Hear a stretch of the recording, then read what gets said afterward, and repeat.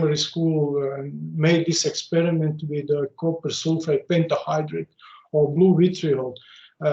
This process of crystallization was started by evaporation of saturated solution of copper sulfate, and finally, probably most of you obtained large crystals. The solubility of this compound is about 10.4 grams per liter. This is important for conclusions that we are going to make after that. Another example is crystallization of sodium chloride, also by evaporation from saturated solution, and relatively large crystals are obtained after such process. The solubility of sodium chloride is 360 grams per liter. Precipitation examples you probably meet in analytical chemistry courses. And precipitation is usually used for some gravimetric persons for determination of chloride, for example, in seawater. This process of precipitation, like I said now, is started by mixing of diluted silver nitrate solution with sodium chloride solution, and finally white precipitate appears in such system. Solubility of silver chloride is very low. It is about 5 milligrams per liter. And the particles are what we call colloidal dimension. They are submicron particles. Similar example is example of silver chromate precipitation. This is a method which is used also for determination of chloride in water, in drinking water or other system with chloride. The solubility of silver chromate is a bit larger. It is about 50 milligrams per liter, and but the crystals are also very small, of colloidal dimension. And finally, examples of crystallization and precipitation in one sample. So I'm sure that most of you meet Iceland spar. This is a calcite, relatively large calcite crystal, which is formed by crystallization, by slow process of crystallization within Earth mantle. But also calcium carbonate can be produced in a very small and tiny particles that are not only submicron size, they can be even dimensions of few angstroms, few nanometers. Gypsum is a calcium sulfide dihydrate. It is a compound that can be found in a caves, as you can see on this picture, in some Mexican caves, as a huge crystal. But gypsum is also a crystal, submicron crystal. It can be precipitated in this form. The solubility of both of these compounds is relatively low. It is about 13 or 260 milligrams per liter. So after these two slides, you can make some relations, some fact. You can find out that crystallization is typically connected with large crystals, what appear. Crystallization is also connected with the processes that are slow. Precipitation, on the other hand, produce small crystals, and this process is relatively fast. On the other hand, large crystals are connected with more soluble salts, while small crystals are related to less soluble, or what we said, slightly soluble side. And finally, this is not just conclusion from the previous slides, but precipitate can very often be crystals. That's the reason why very often people call precipitation crystallization. Actually, nowadays you can find in literature a lot of definitions of these processes, of interactions of these two processes. So, for example, some people call precipitation crystallization of slightly soluble salts. Precipitation can be also named like fast crystallization, or crystallization that started at high supersaturation. Generally, what we can conclude from this, and I can conclude, is that the fact that precipitation is more general term. But anyway, if you use precipitation or crystallization, you will probably be correct. You already see that I use some terms like solubility. According to the definition, that is very important feature of crystals, of any solid material. So solubility is the maximum amount of substance that can be dissolved at a certain temperature. And also one can say that the solubility is concentration of substance in saturated solution. Again, a lot of empirical expression of a lot of empirical terms can be found in literature. So people sometimes classify the materials as insoluble when the concentration in equilibrium is less than 0.01 mole per liter, or slightly soluble when it is in a range from 0.01 or 0.1 mole per liter. And very soluble substances are those which are in a solution in a concentration of 0.1 mole or more. Also, there are a lot of empirical rules you probably learn in analytical chemistry courses, like sodium, potassium, and ammonium salts are soluble. Also, you probably heard that people say that nitrates, acetates, and perchlorides are soluble. Also, silver, salts, lead, and mercury are insoluble. Even here, you can see if we talk about chlorides, bromides, and iodide, which are supposed to be solid, some not consistency, because silver chloride is actually not soluble. So silver so chlorides are not always soluble, and so on and so on. Another thing we have to talk about is equilibrium, is in system of ionic salts. All the salts we mentioned here are ionic compounds, because after their introduction in the aqueous solution, they dissociate on ions, on cations and anions. Actually, when such crystals are in equilibrium, in that case, the dissolution rate is equal to the crystallization or precipitation rate. The dimension which can describe the solubility of ionic salt is solubility product. And here you can see some examples of dissociation or growth of slightly soluble salts like calcium carbonate, silver chloride, aluminum hydroxide. And the definition of the solubility product is actually the solubility product is described as a product of equilibrium concentration or activities of such compounds. Solubility product can be somehow used to estimate the solubility of compounds, as I suggest. So you can see on the example of calcium carbonate that solubility of calcium carbonate is equal to concentration of calcium ion in equilibrium state. Or also it can be the solubility or the concentration of carbon ions in this solution. So if you use the product, then the square root of solubility product is something that is actually the solubility of this compound. Similar example is calcium fluoride, with the difference that calcium fluoride is salt that dissociate on 3 ions.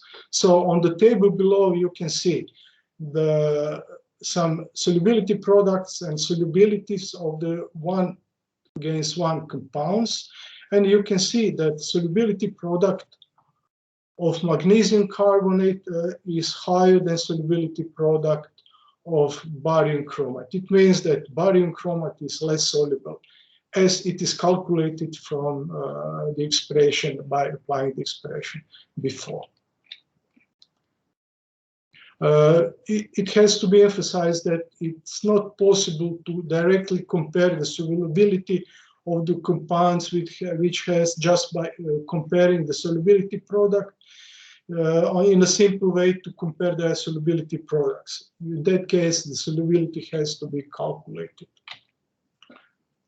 On the following example of the sodium chloride, I will try to explain you what is the measure of saturation or solution stability. So if you introduce 30 grams of sodium chloride in 100 milliliters of pure water, then the resulting, after some time, the salt will be dissolved and you will obtain a transparent solution, a clear solution.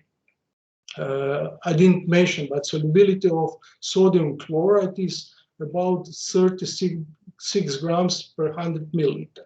So if you introduce 40 grams of sodium chloride in solution, in 100 milliliters of the solution, then you will find out after some time that some crystals remain. It is not some crystals, exactly 4 grams of sodium chloride will remain. So solution in which no dissolution and no precipitation can be obtained. So solution that is in equilibrium is called saturated solution. Undersaturated solution is solution in which the dissolution of solid phase take place, while supersaturated solution is solution in which precipitation of crystallization can appear. So on the same example, I will explain you that if, for example, we take a saturated solution of sodium chloride and if we partially evaporate the water, this solution will become supersaturated. And how much is supersaturated is defined by some expression which correlates the supersaturation. This is what we call in this field absolute supersaturation. And it is difference between 40 grams and 36 grams. So this is the saturation of relative supersaturation. More exact expression of supersaturation is precipitation affinity or supersaturation ratio or saturation index. Definition you saw here. I don't expect that you will know that after this lecture, but just to keep in mind that there is a way to express the supersaturation in quantitative way. We were talking about solubility of ionic salts, and even more intuitively, everyone can feel that solubility can be changed by several factors. Temperature is certainly the most common. So on this diagram on the right side, you can see that temperature, the solubility of different salts can be shown as a function of temperature, and you can also see that with increasing temperature, the solubility typically increase. So when we talk about increasing the solubility by temperature, it means that temperature should be increased. Similarly, increase of solubility can be obtained by complexation of constituent ions. On the example of calcium carbonate, which is partially dissolved in a solution, you can see that complexation of calcium ion by addition of some complexing agent like EDTA in this specific case, the solubility will be increased because the constituent ions are removed from the solution. Similar action is the action of strong acid, which are introduced in the salts, in the solution of salts of weak acids. In this case, actually, hydronium ions complex, let's say, the anions. So in this case, the carbon ion, the equilibrium of carbon ion is shifted into the direction of bicarbonate. And finally, the of the solubility can be obtained on the same example by introduction of common ion. For example, calcium chloride, if it is added in a saturated solution of calcium carbonate, then the additional calcium ions will be introduced in the system, and the overall equilibrium will shift to the left side to undissolved calcium carbonate. Temperature change can initiate the crystallization or precipitation. We already concluded that. Another way to initiate the crystallization is to change the constituent ion concentration by evaporation of solvent, for example. But what is particularly interesting for the research we are performing on calcium carbonate, on slightly soluble salts at all, in general, is a mixing of reactants of so-called chemical reaction. So chemical reaction in this context actually means that you mix two soluble salts. On the case of, you can see this figure with this picture with silver chromate. So if you mix the solution of soluble silver salt, silver nitrate with potassium chromate, then silver chromate will precipitate. So this is a kind of chemical reaction. Similarly, when precipitation of calcium carbonate is tried to be performed, then typically people prepare a solution of some soluble salt like calcium chloride and mix it with soluble salt containing carbonate, and precipitate appear in the form of calcium carbonate. But the co-ions, in this case sodium and chloride, remain in the solution as a part of the solution. They are dissolved. Crystallization, precipitation is very important. I know, and I will try to convince you that it is important, mostly because it is widely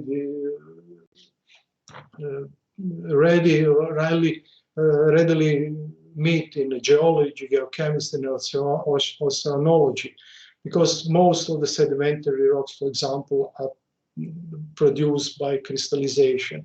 Also, seawater buffering effect is caused by calcium carbonate precipitation shifting on the carbonate equilibrium in industry. In addition, the first process, technological process in history, was started in Old Egypt, and it was alum production by crystallization of alum. Nowadays, vast amount of products of basic chemical industry and pharmaceutical industry are produced by precipitation or crystallization. However, unwanted precipitation or crystallization is also of major relevance for energy saving and such systems. And finally, precipitation, crystallization is present in biomineralization, in fields like pathological mineralization and material science as well.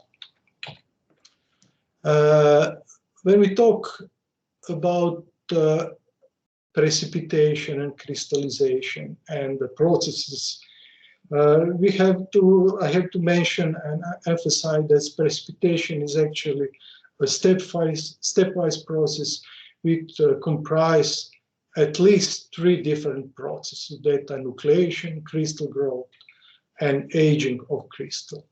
All these processes actually started with a supersaturated solution, and during this stage, the initial formation of crystal appears and this process is called nucleation.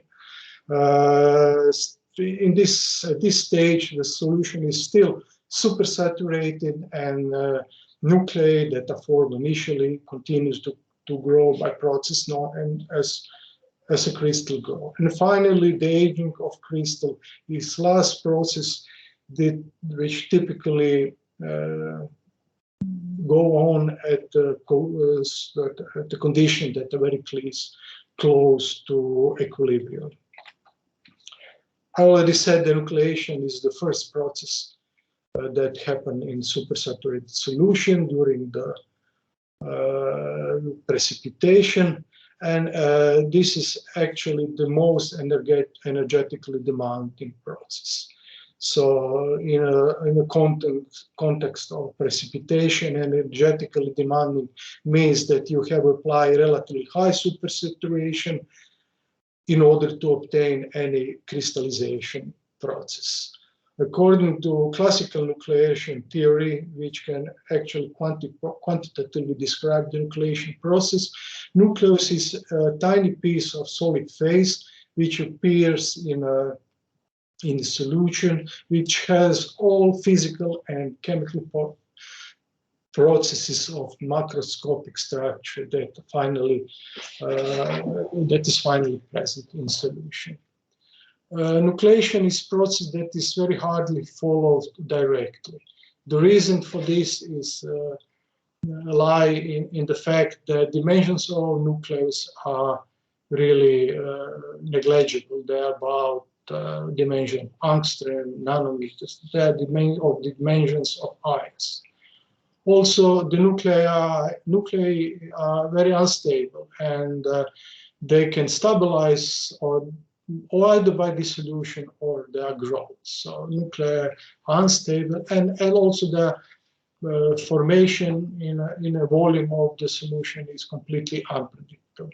Therefore, conclusion about nucleation is always made at the later stages after considering the macroscopic properties of the crystals, like their number or their size, morphology, or something like that. Here you can also see the graphs with sketch actually the energetics of the nucleation. This graph correlates the size of critical nuclei with Gibbs free energy of nucleation, and it says that macroscopic parameters like volume, surface tension, surface area influence the properties of and the nucleation of specific precipitating phase. I said that nucleation can be followed by investigating the properties of solid phase. On this sketch here, you can see the number of nuclei typically increase with increasing supersaturation, which is actually the consequence of this energetic barrier to which enhance the nucleation and the precipitation as a process. Nucleation is actually visual, can be visual, like a collision of constituent ions in a solution and their subsequent growth. And the typical number of such formed nuclei is relatively large, and it is 10 to 7 or 10 to 12 potential in a cubic centimeter.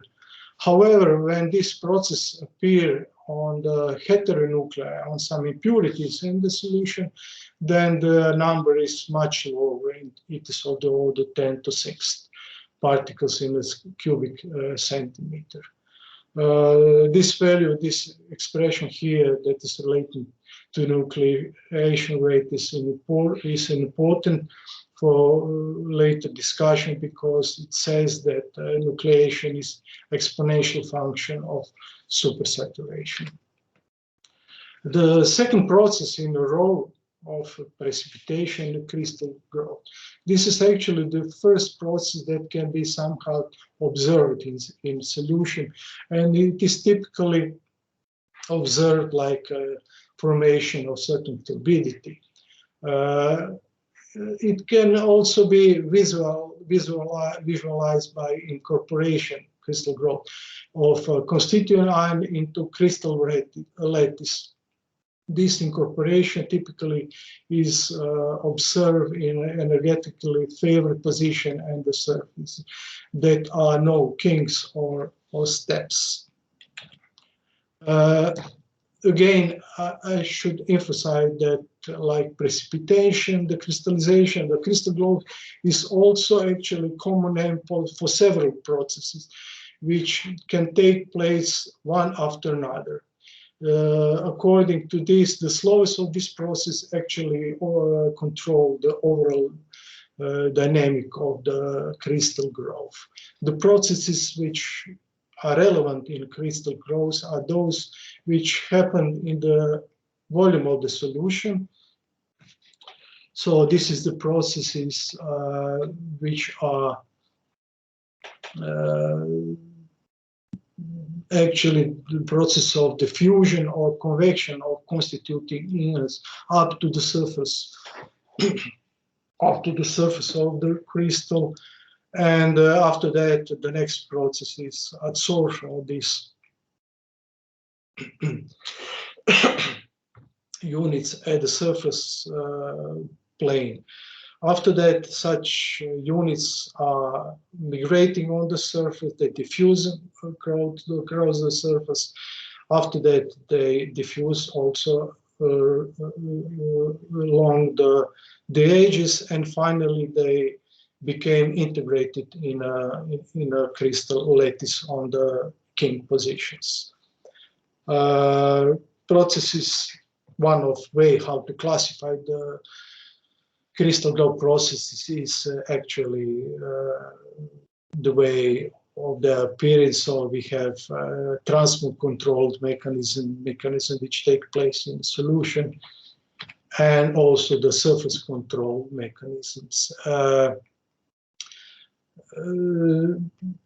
You probably can ask yourself why something actually grow on the surface and how it happened that crystals have this active places. The active places are formed by surface nucleation, the process of surface nucleation, and this is usually the critical process. And already was said that nucleation is process that is exponentially dependent on supersaturation. So surface nucleation control processes, rate of such processes is exponentially dependent on supersaturation. However, at certain conditions when supersaturation is very low, nucleation is not possible.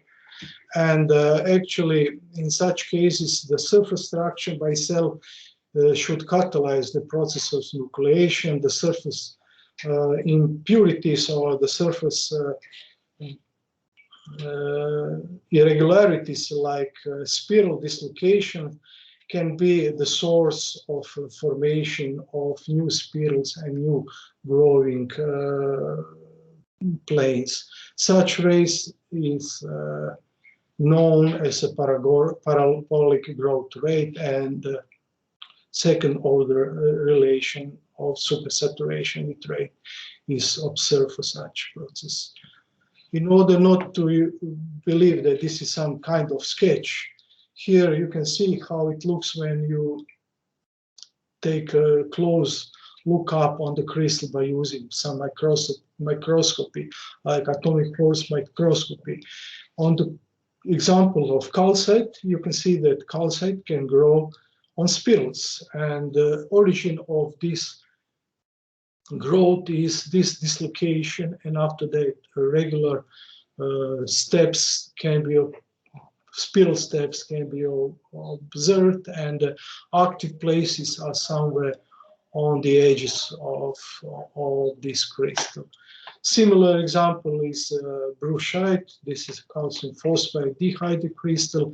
These spirals are a bit different because they have a triangle shape. You can also see here that not all edges are identical. Some of them are irregular, the other irregular, which is probably consequence of conditions in the solution or presence of some impurities or something like that. On the next photos, you can see the example of surface nucleation observed by atomic force microscopy. Here you can see how one nuclei can spread across the surface, or the case when several nuclei simultaneously appear on the surface and they spread, and in this way the crystals are growing in the direction of perpendicular to this shape.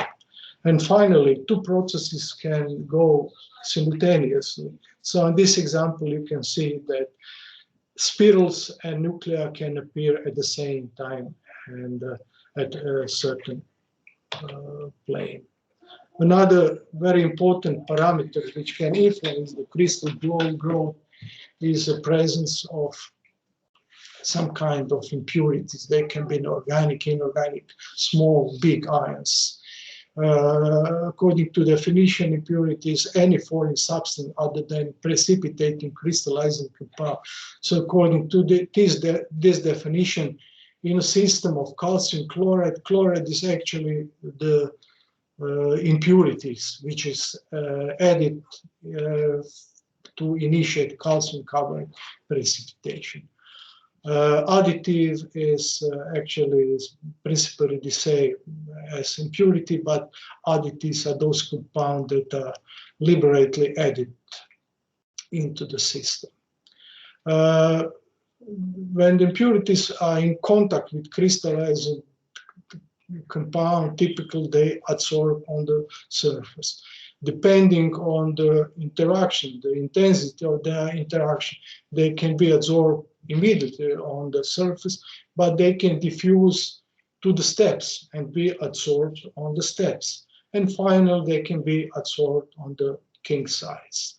Actually, the presence of impurity on any of these sides decrease the growth rate by impeding the progress of these steps, the growth of these steps. However, occasionally the impurities can increase the growth rate, which may be very often important in a complex precipitation system.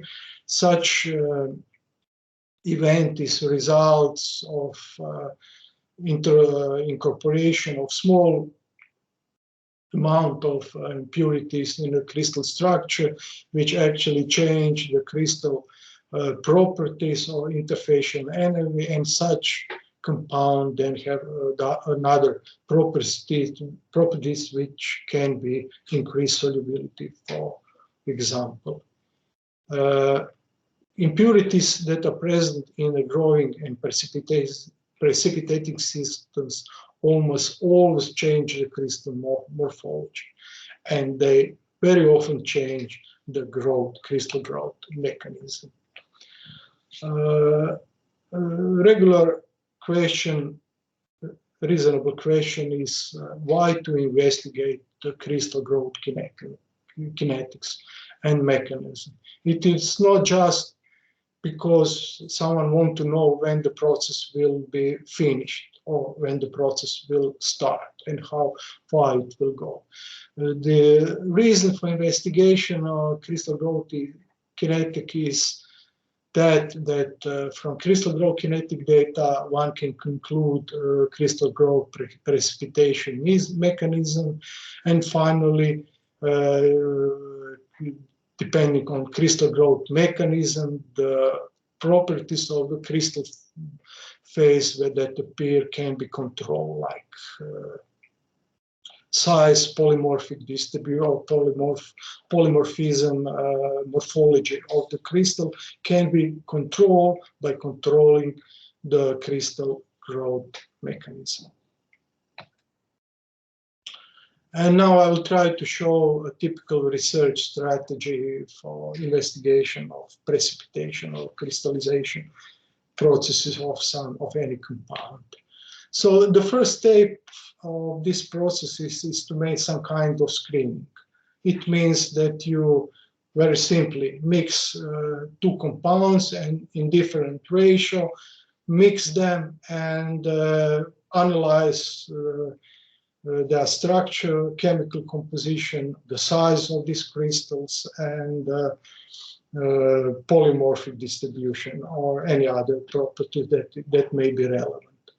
To do that in a systematic way, by systematically changing this concentration, when you do something like that in systematic way, then you usually make something that is called precipitation diagram. Precipitation diagram is a graphical presentation of experimentally obtained properties which are function of concentration of reactant. On this diagram, you can see just sketch that the concentration of this drawing of these reactants is changing from the relatively low concentrated solution to high concentrated solution. Concentration increase from right to the left. And on this diagram, you can see some lines, some areas, and some descriptions that are given here. So the first thick line is what is called solubility line. This is the line that separates undersaturated solution from saturated solution.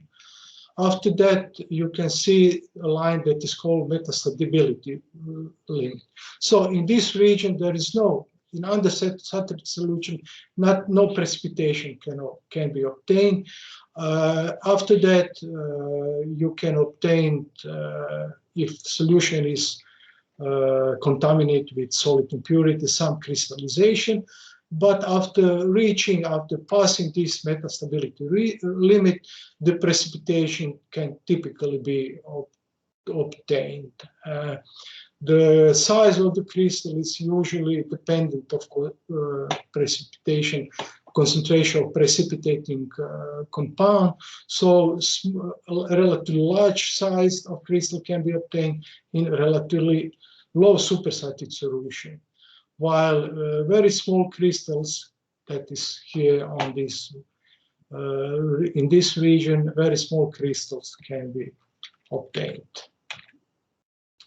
Once again, to repeat, that the critical precipitation parameters strongly depend on the properties of solid phase. Actually, the solid properties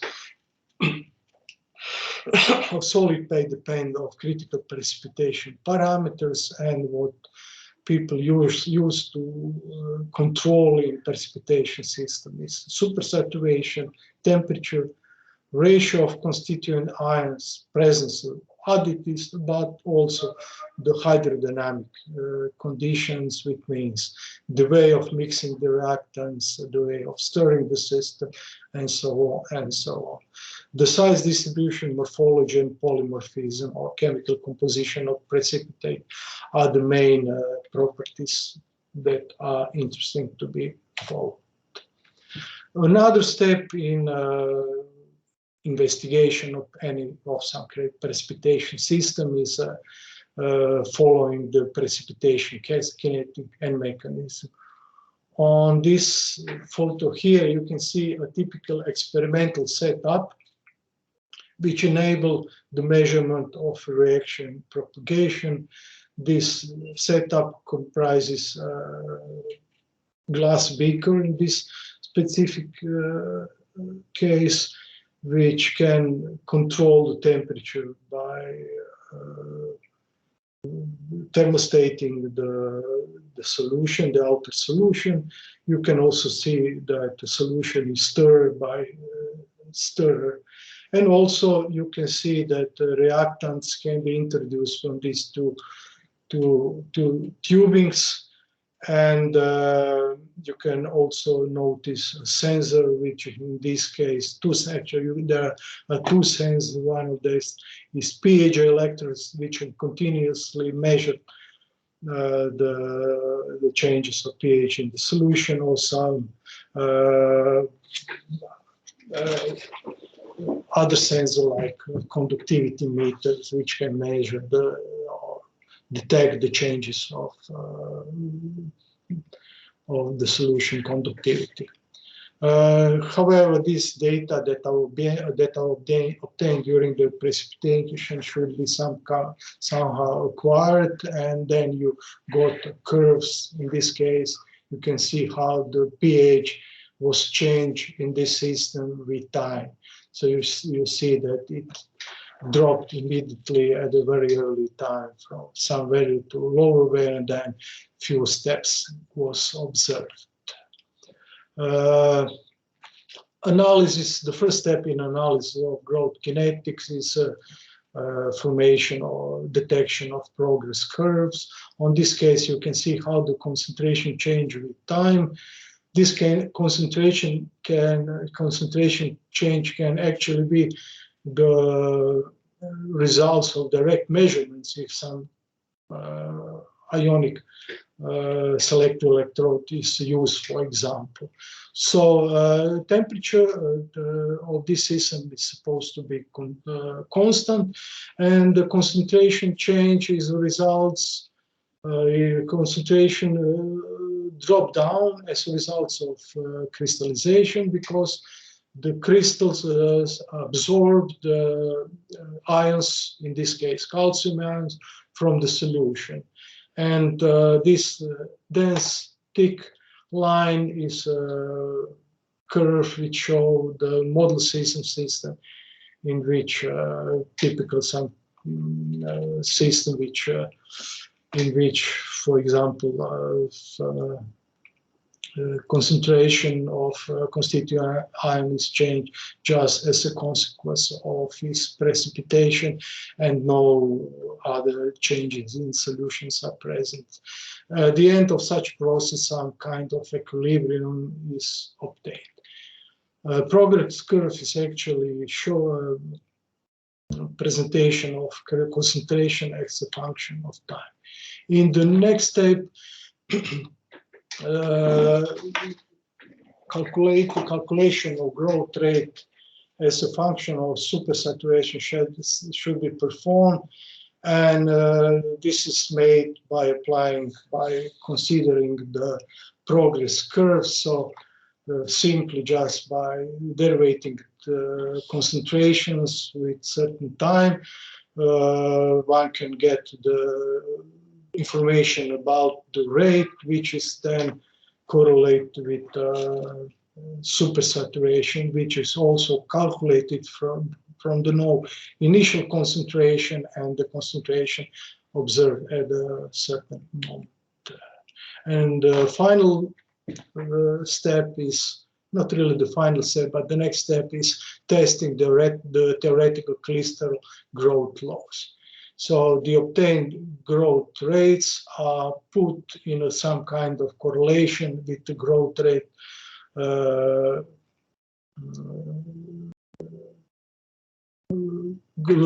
laws as a function of supersaturation, and linear correlation indicate that certain process by, for example, second order process, or it is in exponential relation with supersaturation. During the precipitation crystallization process, or at least at the end of this process is necessary to characterize what we obtain, what is obtained in a solution, and typical and most relevant analysis is morphological analysis by applying electron microscopy. Also, the crystal size distribution can be determined by applying different techniques, while chemical analysis can confirm what is the chemical composition of such compounds. Structural analysis finally give the information about the crystal structure, its polymorphism or chemical composition. For that purpose is typically some kind of spectroscopic analysis of diffractometry, X-ray diffractometries can be applied. And as a result of such research, it's a kind of empirical, kind of rational model. And this is supposed to be my first lecture, and we shall continue later on. But if you have any question, I will be glad to answer you. Thanks a lot, Daniel. So now we'll make a short break. Okay. If there is any question from the student, they are welcome. Mariana, please, there are questions from students. Any questions? No, I think we're okay for now. Okay. I think it's okay. I didn't really expect too much questions. It was really because it's not so common topic, but I think that it will be good if you get the idea of this concept. So we'll see later on. So I think now we stop for 5 minutes. Is okay, Damien? Okay. I just drink a glass of water. In 5 minutes we will start again. Okay, thanks. Thanks to you, Damien.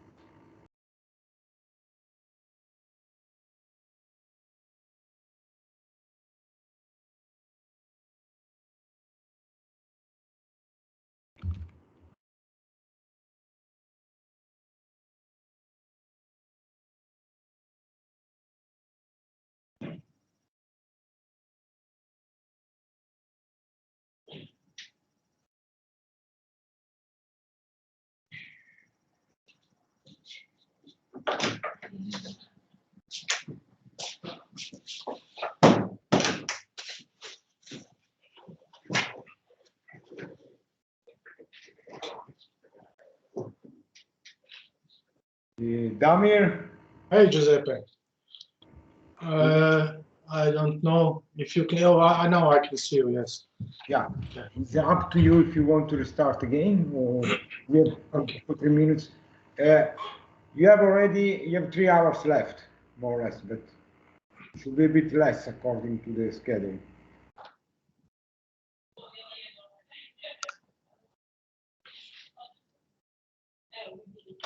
So I think at 15:40 we will start again. Damir, is okay? Oh, now I share my screen again. Yeah, it's working perfectly. Okay. I don't know what happened before. Me neither. Anyway, now it's over. So Okay. So we said 5 minutes of break. Usually the student take a bit more. I don't care. I actually, I need the break as well. 15:40 we will start again.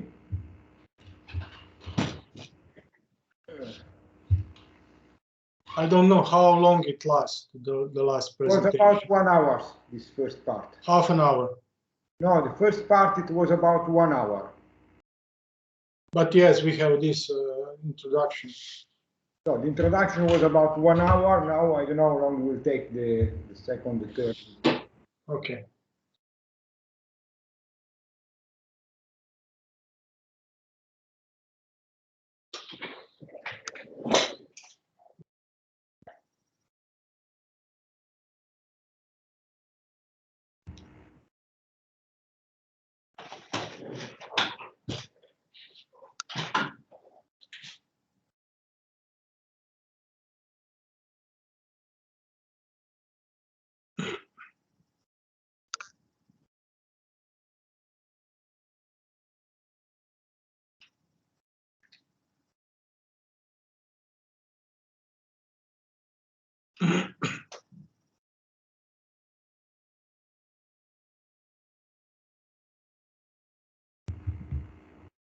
I'm sorry about this situation with COVID.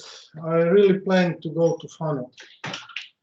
We'll have other opportunity for sure. Yes, I'm sure it will be.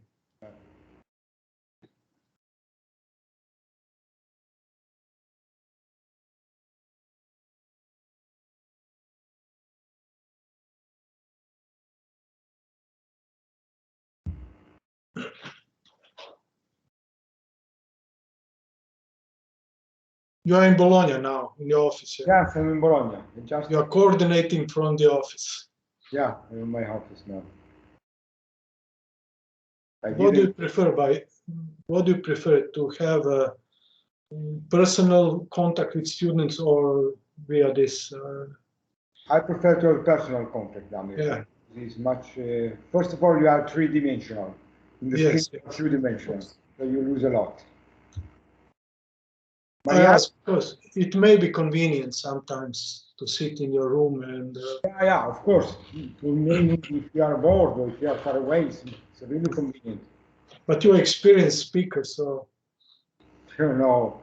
You like to have interactions with them. I like to have interaction with the student. I think now we can restart, otherwise we will be a bit late. Mariana, are you there? Mariana is the reference, the representative student. Mariana?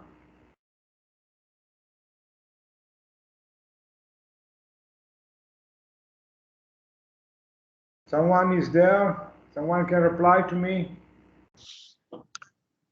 I wonder if I can blur my background. I wouldn't like to make any problem here. Hello, Giuseppe, can you hear me? I'm Gianfranco. Mariana is out. I can call her back. Yeah, because 5 minutes in my clock are 5 minutes, not 20. Okay, I'm going to call them.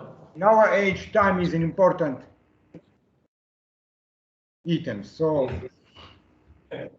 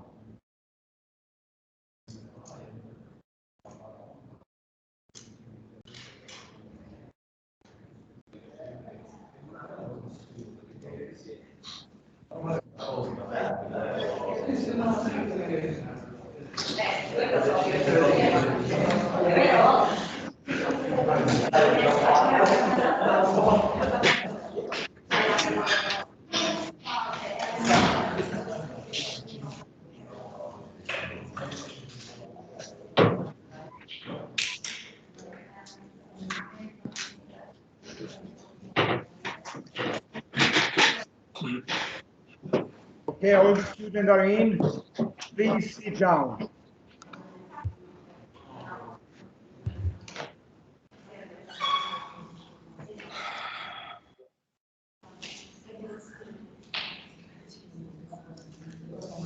Diana, can we start?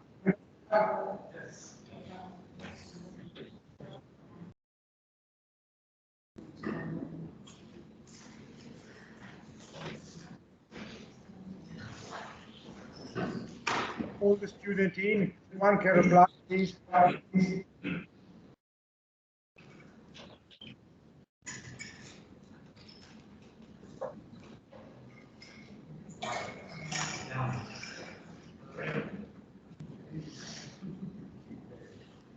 Ariana, Yes? are you there?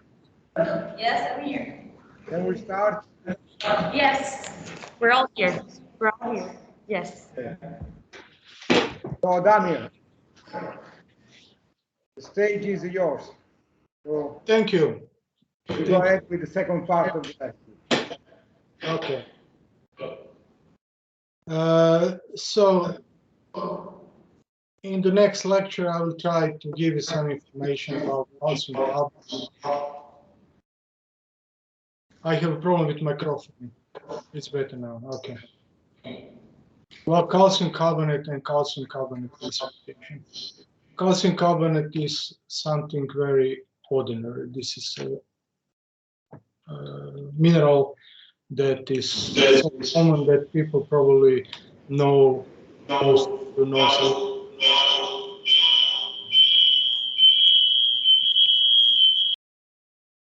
Is it problem with my? No, it's okay. Please go ahead, Damir. It's better now. Okay. So I'm almost sure that each of us know about the appearance of calcium carbonate in the form of some geological formation like karst or limestone, tufa, travertine, chalk, or stalactite or stalagmite, as well as calcium carbonate in the form of some of biominerals or lime scale. So that's the argument that calcium carbonate is really ordinary element, indeed ordinary mineral. Indeed, if you try to find information about calcium carbonate, for example, on Wikipedia, it's very simple to find that molecular mass is about 100. It is white powder. What is the density of polymers? But even here, there is a small problem because only calcium and aragonite are mentioned. What is the melting point? What is the solubility product, and so on and so on? How they look like, and actually, calcium carbonate at Earth conditions appear in the form of 6 phases. One amorphous, this is amorphous calcium carbonate. 2 hydrated modification, calcium carbonate hexahydrate, and calcium carbonate monohydrate known as ecite, and 3 polymorph, laterite, aragonite, and calcite. Calcite is the most stable polymorph, which is really widespread mineral in the earth. In the earth crust, it comprises for about 4%. Calcite is formed at different periods of Earth history, and a large amount of different morphological forms can be obtained and is detected nowadays. It appears as a trigonal crystal system of hexagonal lattice system in which calcium is coordinated with zinc carbonate ions. Scalenoidal and rhomboidal calcite are actually the most known and easily recognizable calcite crystal. Also, I said that there are a lot of other morphologies, but in nature, they typically appear in the form of scalenoidal or rhomboidals, or in the form of microcrystalline arthropods. Aragonite is a less stable modification than calcite, not much more unstable, but less stable, and it is usually known and described as a high pressure or high temperature sorry, modification. It is known that aragonite is formed in the presence of magnesium ions in the seawater. Global deposits of aragonite are stable for very long periods, although it is supposed to transform to calcite. So this transformation process usually lasts between 10 and 100 million years. Aragonite is an important biomineral, and it is typically found in corals and some mollusk shell. It appears in orthorhombic crystal system in the form of deep pyramidal crystal class. In aragonite, calcium is coordinated in aragonite crystal lecture. Calcium is coordinated with 9 carbonate ions. Aragonite typically appear in the form of prismatic or acicular crystals, as you can see on these photographs here. The least stable polymorph is vaterite. The least stable calcium carbonate polymorph is calcite. It is rather uncommon in nature because whenever it is in contact with aqueous solution, it transforms to more stable polymorphs. Calcite, when found in nature, it is typically stabilized by macromolecules. Vaterite is stabilized by macromolecules. So that's the reason why it is relevant, and it can appear in biomineralizating tissue like fish otoliths or in the form of pathological concrete mineralization like gallstones and so on. It appears in a form of hexagonal crystal system and deep pyramidal crystal class. In vaterite crystal lattice, calcium is coordinated with 8 carbonate ions. Large vaterite crystals are very difficult to find and to obtain in nature. More often it can be found as a microcrystalline aggregate or precipitate suspended in a solution. On the other hand, I should say that calcium carbonate is somehow extraordinary mineral. And I will try to show you that there are a lot of interesting things related to calcium carbonate.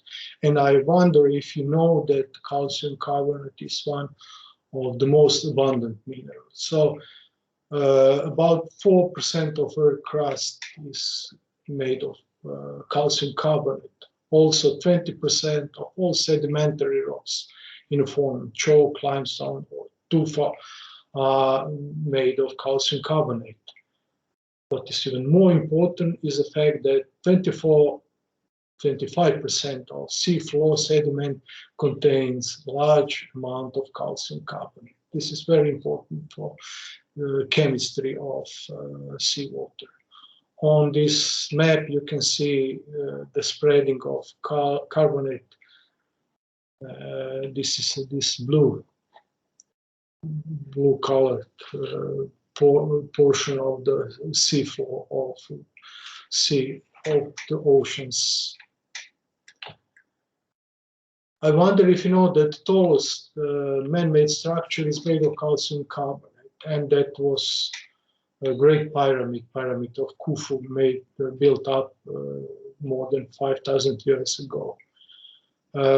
It was made, actually, it was covered with the finest limestone that could be found in old Egypt quarries. That was the Tura quarry. On the contrary, the Khafre pyramid is made of granite.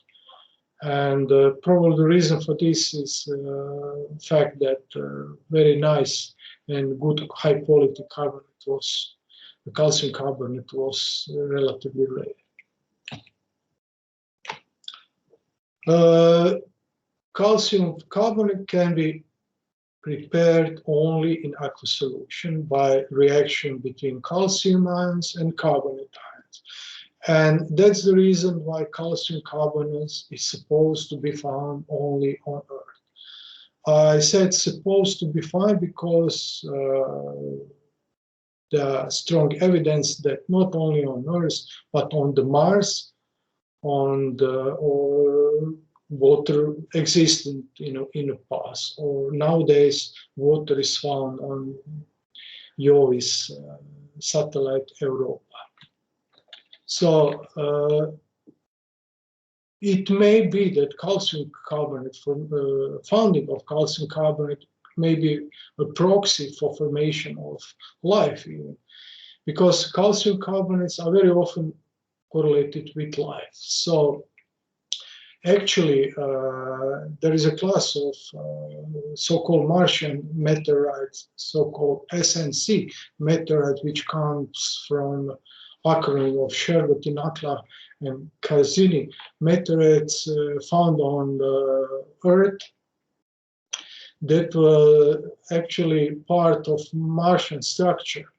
And on some of these meteorites, more specifically in 1984, was found calcium carbonate. The structures you can see enlarged on these figures are actually calcium carbonate in a spherolytic form, which is very often correlated with life, with living organisms. So maybe calcium carbonate will be the first proxy to estimate if there was life on Mars. Now I will try to give you some basic information about calcium carbonate in seawater and in oceans. I think that it may be relevant, this knowledge may be relevant for a study. Seawater is present on the Earth about 5 billion years. Very early in the Earth history, water appears. At that, water appears as a result of degassing of molten rocks, as a result of volcanoes activities. Another theory said that water originates from comets, but probably both of these theories are correct. Majority of the minerals that can be found nowadays in the water are results of washing out of the ground as a consequence of continental weathering. Additionally, some elements like sodium has been leached out from the ocean floor. This is a result of their increased solubility. While the compounds like chloride, sulfate, or bicarbonate are results of outgassing of Earth interior due to volcanoes and hydrothermal activities.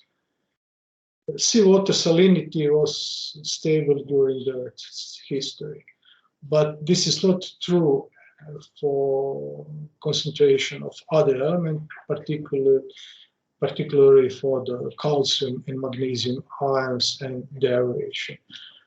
These two ions are particularly important for modern sea, so their ratio is important. I said that the formation of seawater lasts for about 5 billion years, and all calcium carbonate that could be found in seawater is a result of either inorganic or biological precipitation. Inorganic calcium carbonate precipitation was dominant during the early time of Earth history in the Precambrian period. But however, this inorganic precipitation was accompanied with the formation of biological structures of microorganisms in the form of stromatolites. In modern seawater, which is also supersaturated with respect to calcium carbonate, inorganic precipitation is possible, but it's not so dominant as biological precipitation, and it is visible in the form of oids or pellets. Biological mineralization of calcium carbonate is dominant during last 440 million years of Earth history, and the mineralogical composition depends on the species that were source of these biominerals. So low magnesium calcites are results of mineralization and sedimentation, death and sedimentation of brachiopods, planktonic foraminifera, and coccoliths. High magnesium calcite and aragonite are results of sedimentation and biomineralization of benthic foraminifera, echinoderms, coral, and algae, or molds and calcareous green algae.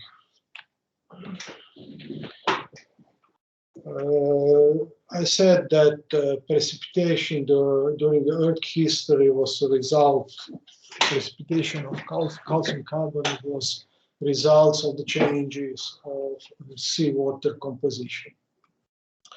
During a certain periods of age history, the concentration, the ratio between calcium and magnesium was in favor to calcium. And in such kind of seas, known as the calcite sea, low magnesium calcium is dominant inorganic precipitate. It appears in a form or covered in hard ground calcitic oils or cements, and so on. On the other hand, the aragonite sea, this is actually the sea we have nowadays. This is the oceans are so-called aragonitic oceans, characterized by aragonite and high magnesium precipitation, which is dominant as during the inorganic precipitation events. And you can see that at the very beginning, the calcite sea were dominant. After that, there was the interchange with aragonitic sea, and now we are in a period of aragonitic sea around the Earth. The question is why these changes in the composition of the seawater and in this calcite sea appears. The reason is in alteration of composition of seawater caused by rapid seafloor spreading at mid-ocean regions. Namely, at such positions, seawater cycled through the lithosphere and through the hydrothermal vents. And magnesium typically at such places interact with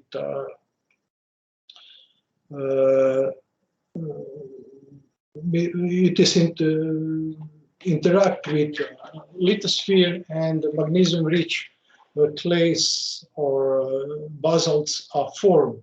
Therefore, the concentration in solution is significantly reduced. Along with this rapid seafloor spreading is observed the intensive volcanism, which increased the carbon dioxide content in the atmosphere. And it was definitely confirmed that high rate of spreading can be correlated with high magnesium-calcium ratio as well as high carbon dioxide level in the atmosphere. Modern Aragonetic Sea is mostly characterized, and the first characteristic is salinity. It is defined as a quantity of all dissolved salts in the water, and on this map you can see the salinity of the seas, closed seas like Mediterranean seas, Red Seas or Arabic Gulf, as well as Atlantic Sea are relatively high, and it is about even higher than 26, 27 or 36, 37 units. The pH of modern sea is somewhere in a range between 7.5 and 8.4, and it is mostly dictated by the local atmospheric conditions, but also by the human impact at the recent time.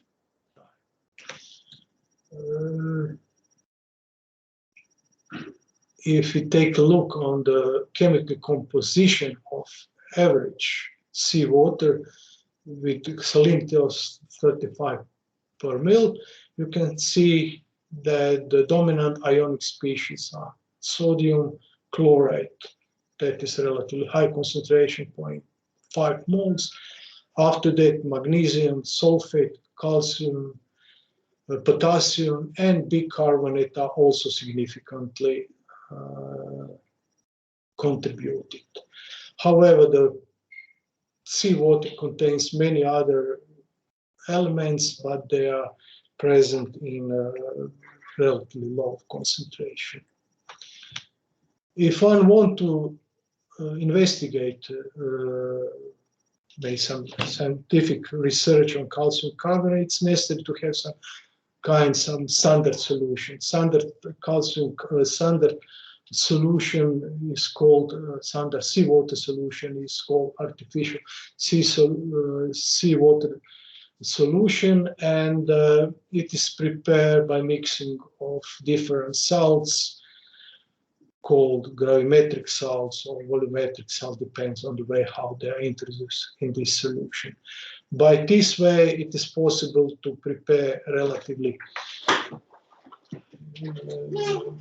good correlation between artificial seawater and what is known seawater from some specific position in the oceans or in the seas. You already see that seawater contains a lot of species, among others. There is a calcium, carbonate, magnesium, so cations and anions. And these species typically make ionic ion pairs complexes. They can dissociate and be associated. So all calcium in seawater is actually present in a form of species like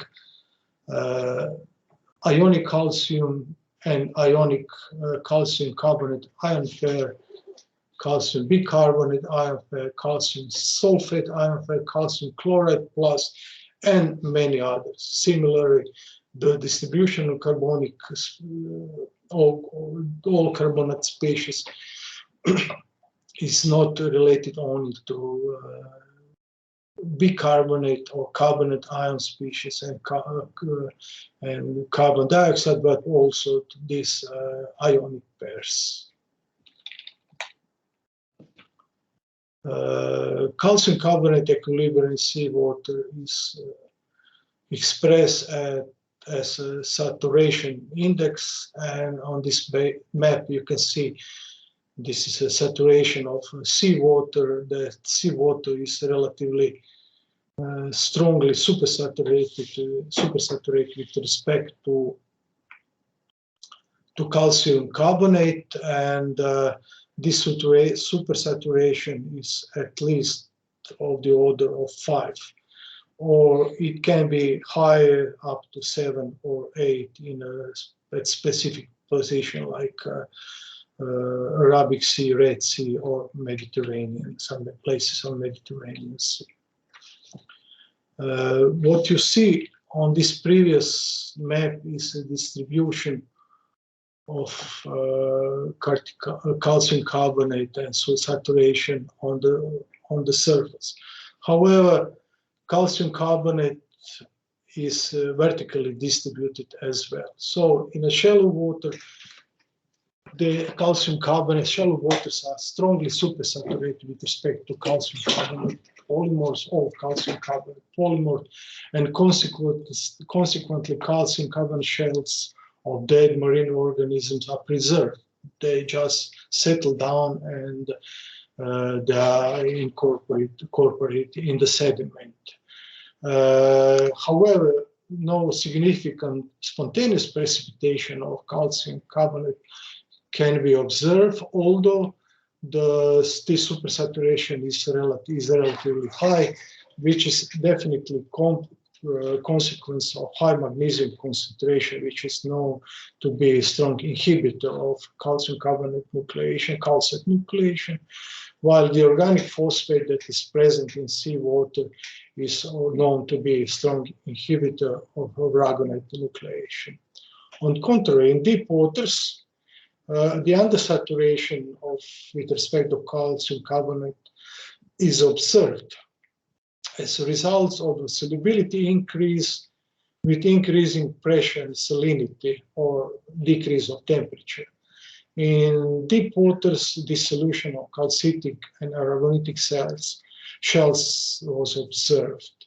Actually, in a mid-depth zone that is from 0 to about 3.5 kilometers, the sediment typically contain high concentration, high percentage of calcium carbonate. In the transition zone that is just below this 3.5 kilometers, calcium carbonate content in sediment drastically dropped down to about 10%. In the abyssal depth, however, there is no calcium carbonate. The depth in the ocean below the rate of dissolution of calcium dramatically increased is called lysocline, and this is about 3.5 kilometers. Actually, this 3.5 kilometers depends on the local condition of currents, temperature, sedimentation, but also on the atmospheric conditions. Depth at which no calcite deposits can be obtained is known as a calcite compensation depth. Calcium carbonate is important for seawater not only because of biomineralizing species. Calcium carbonate is major buffering mechanism in seawater, namely due to the reaction of calcium carbonate, the precipitation caused the shift of equilibrium as well as dissolution of calcium carbonate, and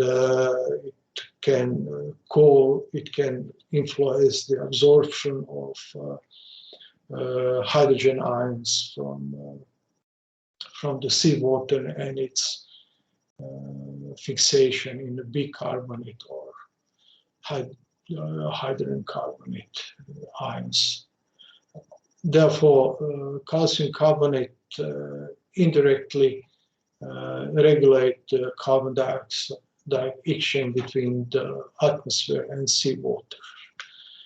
You can also see here some figures related to global warming and seawater acidification by carbon dioxide, which may be relevant for future of the Earth. So at the moment, partial pressure of calcium carbonate or carbon dioxide in the atmosphere is about 3.3 10 to minus 4 atmospheres, which correlate to pH of the seawater of 8.21. At this condition, seawater is supersaturated with actually all calcium carbonate polymers. If the concentration of atmospheric carbon dioxide is increased, is doubled, then the pH of seawater will be decreased to 7.96. Such water will be still supersaturated with respect to calcium aragonite, but if the concentration will be fivefold increase, then the pH will be dropped below 7.61. And such solution will be only supersaturated, or actually supersaturated with respect to calcium and only saturated with respect to aragonite. Aragonite is constituent of quartz, just to remind you. Besides the calcium carbonate in seawater, it has a strong role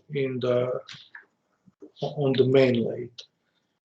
All calcium carbonate that can be found on the Earth's crust is actually the result of diagenesis of seawater sediments.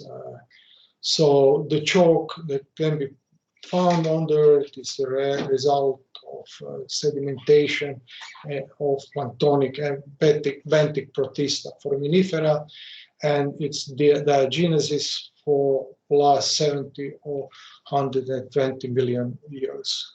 Limestone, on the other hand, was altered for 340 million years, while marble, which is actually very hard, limestone is metamorphed after very harsh temperature and pressure conditions.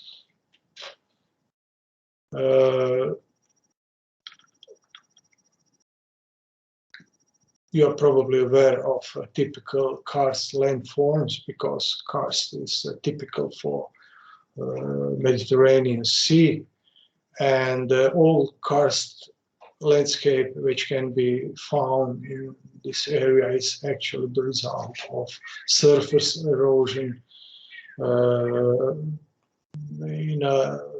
as a consequence, surface erosion by weathering. On the following map, you can see that limestone is spread over the Mediterranean countries, Africa, Northern Africa, and Mediterranean, Southeast and East Europe, in the United States, Australia, and also in China. Limestone and karst regions are relevant because many carbohydrate sources are related to this area, and many interactions with atmosphere are actually happened in this area as well. The following mechanism is how the limestones are altered by atmosphere. So in the atmosphere, the partial pressure of carbon dioxide is about 10 to minus 3.44 atmospheres, and this carbon dioxide is absorbed by water, by rainfalls, and when it enters in the underground, the partial pressure of carbon dioxide is additionally increased by root perspiration and activity of microorganisms. Such acidic water dissolved the already present calcium carbonate limestone, and after the leaving limestone, the opposite process. So when it after that leave the bedrocks, the carbon dioxide left the water, and the calcium carbonate on the other hand precipitate from such water.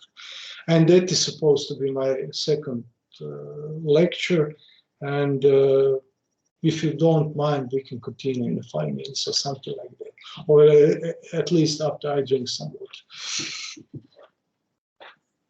So I think we can make 5 minutes of break. Okay, thanks. But student, please stay there, because in the previous break, you didn't come back in 5 minutes. So 5 minutes means 5 minutes. Okay, I will come back. Don't worry. Before Damir, few seconds. If there are questions from the audience, any question, student, so prepare your question. When Damir will be back, we ask question. Okay. I have a question, Damir, for you. No questions. Do you have any questions? No. We'll be back in 5 minutes then. Okay.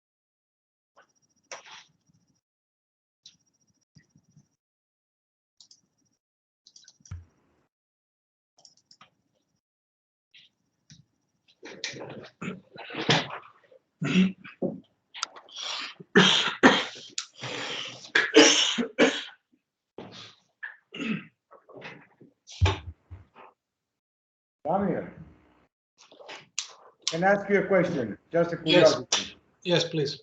I have several questions. First, how many forms of habits of calcium carbonate exist? Do you have any statistics? Because you say the rhombohedral, scalenohedral, but you say there are many other forms. Yes, about 800. Wow. But they are combination, or they present a different? No, I didn't study this. This is just information I gained when I studied precipitate calcium carbonate production. But someone said that the calcium carbonate calcite is a modification with most morphologies ever found.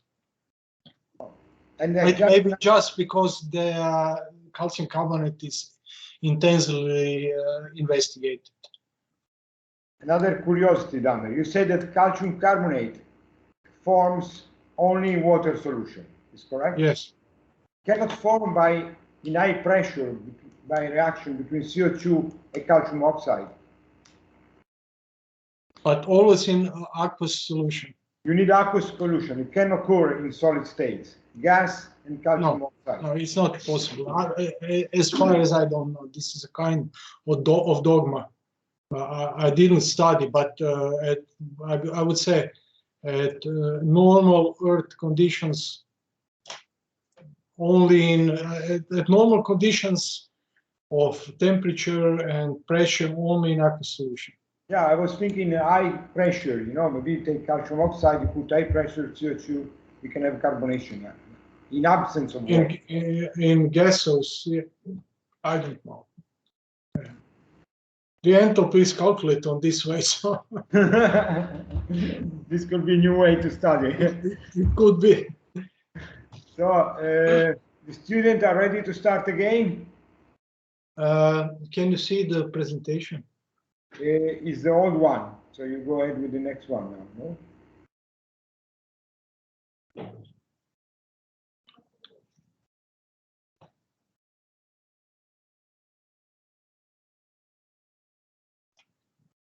No? Now there is no any more the presentation down there. You went out from the presentation mode. You can't see any presentation now. No.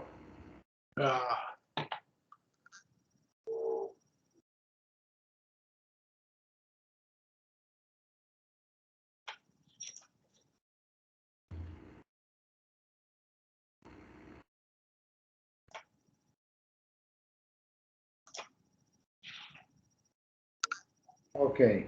Is it okay now? The presentation, I guess you're going to start with the third part.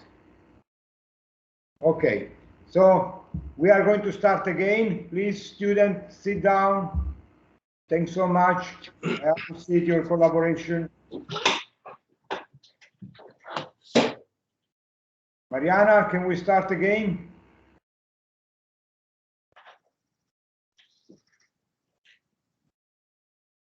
Yes, we can start again. Okay, thanks, Damir. Okay. Thank you. In the next presentation, I will try to show you and to tell you something about investigation of calcium carbonate precipitation that is related to biomineralization. The research on calcium carbonate biomineralization has relatively strong impact on material science, but let me start with biomineralization. I will not talk too much about biomineralization because I know that you will have a very good lecture tomorrow from the experts in the calcium carbonate biomineralization, but just to remember that biomineralization is a process that lead to formation of structured organic inorganic materials, structured composite materials that are generated by living organisms. Biomineralization is interdisciplinary between chemistry, biology, and material science. I emphasize material science. It is also important for paleontology, geology, geochemistry, biomedicine, and material science again. Calcium carbonate biomineralization is found in marine, freshwater, and terrestrial organisms. That calcite was typically precipitated by organisms like foraminifera or coccolithophores. Aragonite is a product of biomineralization of corals, but many others, of course, and species. Aragonite and calcite precipitation at the same time are typical for bivalve shells, and waterite and amorphous calcium carbonates are not so often in biomineralization of calcium carbonate, mostly because it is they are all relatively unstable phases, and they are typically precursors for stable phase. They can find as fish otoliths, for example. I emphasize material science, and relevance for material science is related to major dogma of this field. That is that production of advanced materials should perform a relatively mild temperature, pressure, and chemical environment. That is actually exactly that what happened in biomineralizing organisms. pH is about 7, temperature is room temperature, pressure is 1 atmosphere. So that's the reason why material science can benefit from biomineralogy. Mollusk shell typically contain something between 95 and 99% of calcium carbonate, and the rest is organic component. which has such shells. This organic inorganic composite has extraordinary fracture toughness, and that is the relation to advanced materials and attempts to imitate the nature in a laboratory. Organic material is actually composed of soluble and insoluble macromolecules like proteins, sugars, lipids, which are actually recognized to be responsible for crystal nucleation and growth of calcium carbonate. Also, it is important to mention that organic components that can be isolated from biominerals are characteristic of each mineral layer, but also the characteristics of specific species. Different polymers and like calcium aragonite are typically separated in different mineral layers. On this picture down there, you can see the calcite very often appear as an outer layer of shells and in the form of prismatic crystals, while aragonite is inner calcium carbonate nacreous layer recognized about shyness and luster, specific luster. Aragonitic platelets are responsible that arrange in continuous lamina, which is mixed with a certain amount of organic layer, are responsible for this very high toughness of such layers. Now I'll show you something about research in which role of synthetic macromolecules on calcium carbonate biomineralization was investigated. Just few facts about this system.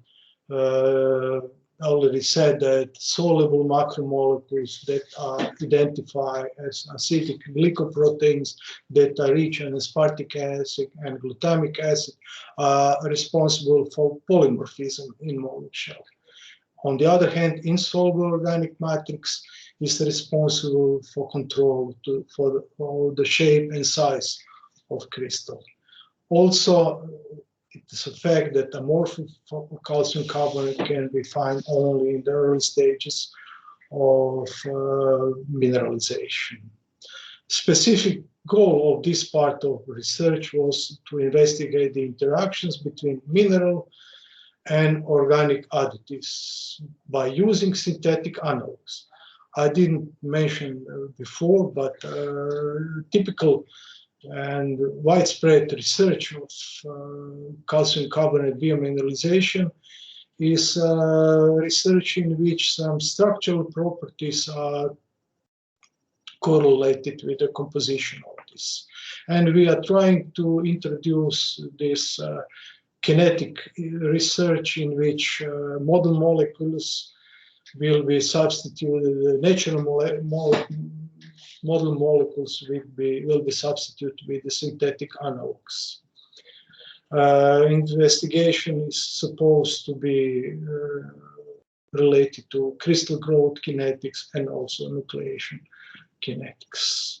The working hypothesis for this research was that the organic inorganic interactions that are obtained in biomineralization are actually identical to interactions that appear at the interface of the macromolecules and crystals which are investigated in vivo.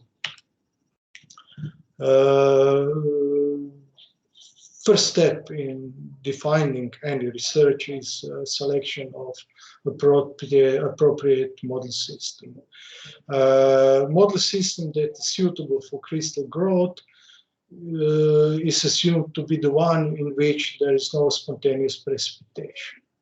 Actually, the critical question in this, legitimate question in this work was why to apply simple precipitation simple system, and why to apply simple model molecules, macromolecules like polyaspartic, polyglutamic acid. Conclusion is the reason is that easy conclusion about basic molecule interactions can be performed only in a simple system in which the crystal structure as well as the composition of organic form are well known and controlled. So our model system of lower supersaturation is made up from calcium chloride and sodium carbonate at low supersaturation, that is 1 times 10 to minus 3 moles. At high supersaturation conditions, the salts were identical, while the concentrations was a bit increased. The applied additives, polyaspartic and polyglutamic acid, vary in range from 0.2 ppm and up to 2 ppm. And lysine, which was found later on to be less effective, was increased. Its concentration, highest concentration, was a bit increased. So, as I said before, the first step is formation of kind of precipitation diagram, and on this precipitation diagram you can see actually what is the methodology of this kind of research. You can also see that this precipitation diagram doesn't have a straight line. It has some banded lines, which are called isogons, and these lines are the lines of identical supersaturation. So the first line you can find on the top of the curve, and is actually the solubility line. The open circles identical means that there was no precipitation in this system, while the closed circles are the circles which indicate the concentration at which some precipitation occurred. So we use two precipitation system, low precipitation system, this blue one, and it is shown in the precipitation diagram that this is shaded area in which precipitation appeared after 5 minutes, and calcite was dominant precipitate. Calcite appeared in the form of rhombohedral crystals, and structural analysis confirmed its dominance over other polymorphs that can be appeared. After this screening experiments, the other set of experiments in which crystal growth kinetics and mechanisms were investigated was performed. So initially made some kinetic measurements. We obtained kinetic curves in which concentration of constituting iron calcium is shown as a function of temperature. Concentration continuously decrease. Now I can tell that these colored lines indicate the system in which concentration of additive, in this case polyaspartic acid, is added, and you can see that in comparison to model curve, the slope of this curve is lower, and the curves typically stopped at higher concentration. It is not 0.2 like in the case of model system, it is much higher. From this data, in the next step, the growth rate have been calculated, and growth mechanism tested, and in this specific case, it was found that model system, calcite grow in model system by second order reaction, while precipitation of additive influenced calcite is controlled by surface nucleation. It was found that the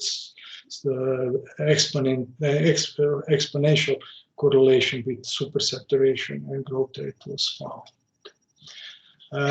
Actually, in this set of experiments, we also tested the inhibition potential of additives by correlating the growth rate of model system, not inhibitor system, and other system in which inhibitor was present for a certain supersaturation and also at a different concentration of additives. Precipitate was characterized by electron microscopy, and you can see that in a model system, calcite appeared. Here you can see different magnification of calcite, and in other systems, the shape of calcite was somewhat changed as a consequence of absorption of this additive or these model molecules on its surface. Precipitate was also chemically and electrophoretically characterized because it was assumed that additive adsorb on the surface. Additives are charged molecules, so it is to be expected that the electrophoretic mobility can influence the electrophoretic mobility of calcite. Indeed, on this diagram you can see that the calcite crystals which are treated with glutamic and aspartic acids are more negative, while the lysine increased the charge of the calcite crystals. It is actually the confirmation that they are adsorbed on the surface. The second precipitation model system was a system in which the nucleation was investigated. So this is so-called spontaneously precipitated system. It was similar to previous one, but the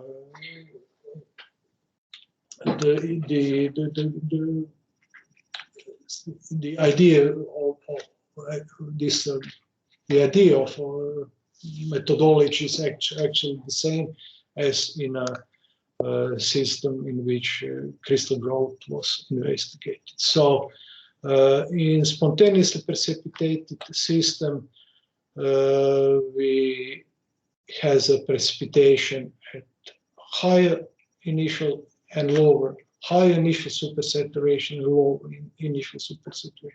In this system, the composition of precipitate was not identical.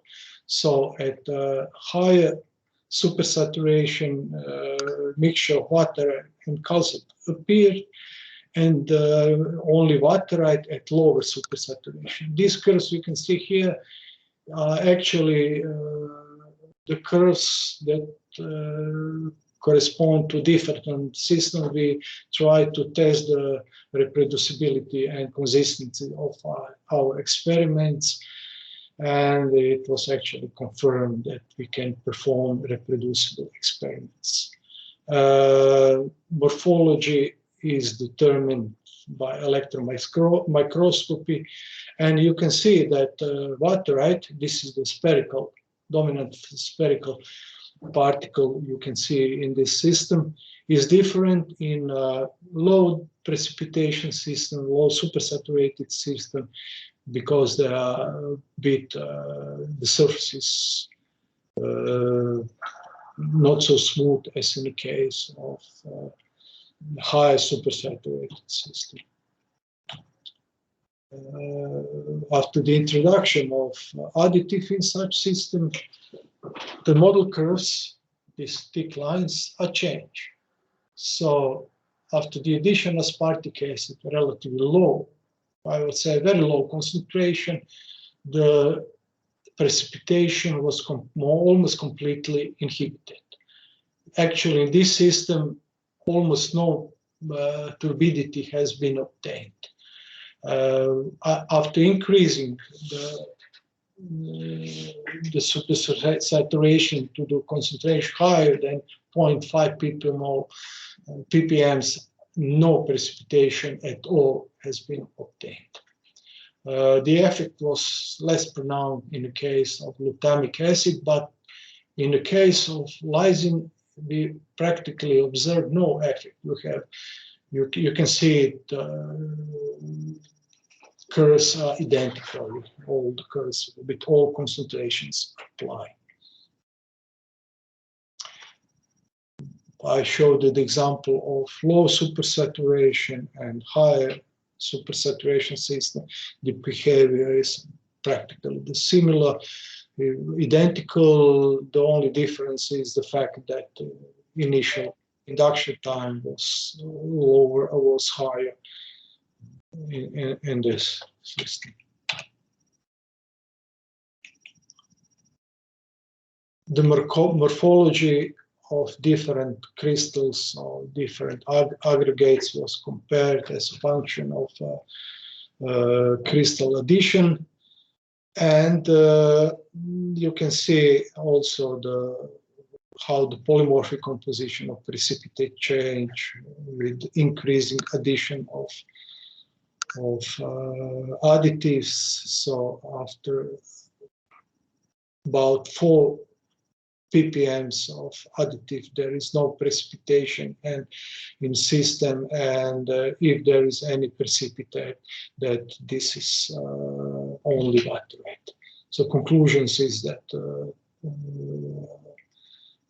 additive preferential adsorb on calcite surfaces. Similar conclusion was made on this precipitate after its treatment with polyaspartic and glutamic acid and polylysine, with the difference but that this laterite was spontaneously precipitated. It was not the seed that we use.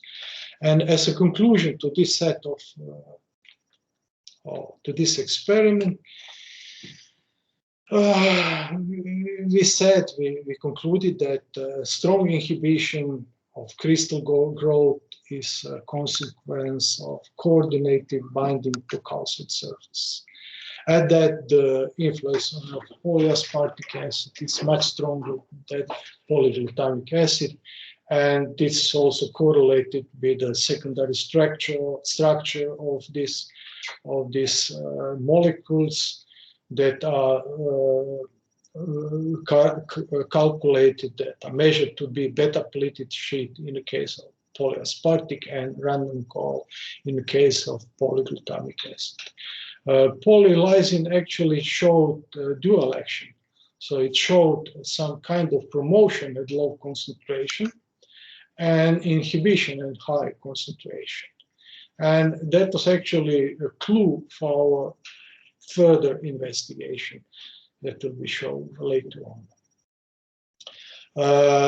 We also concluded that water formation is kinetically controlled in such experiments. So I already said that in another set of investigation of calcium carbonate biomineralization, we use even more simple molecules. We said we use amino acids, not polyamino acids. And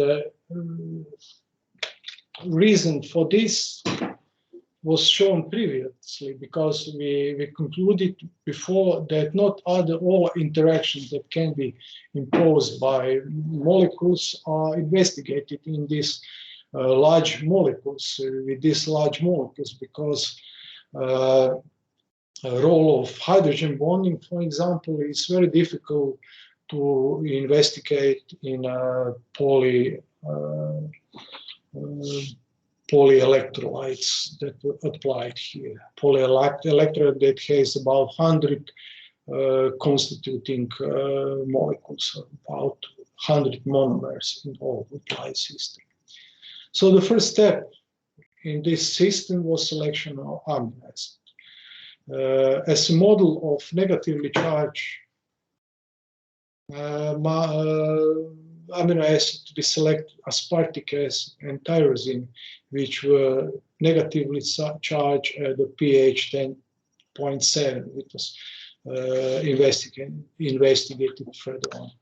On the other hand, serine, asparagine, and lysine were used as polar hydrogen bond donor molecules, while alanine and phenylalanine are selected as non-polar and hydrophobic macromolecules. Precipitation was performed at the high supersaturation and spontaneous precipitation model system. If you can remember the previous example, you can see that in this system the supersaturation was even much higher, and we apply about 10 millimoles of calcium ion and 10 millimoles of carbon ions. And the reason for this was related to high concentration of amino acid that was applied, and on the other hand, we have to apply such high concentration in order if we want to observe any effect that is related to hydrogen bonding effect. So the temperature was 25 degrees and the samples were analyzed in this after 30 minutes. Electron microscopy showed that and the structural analysis showed that precipitate contained about 83% of calcite.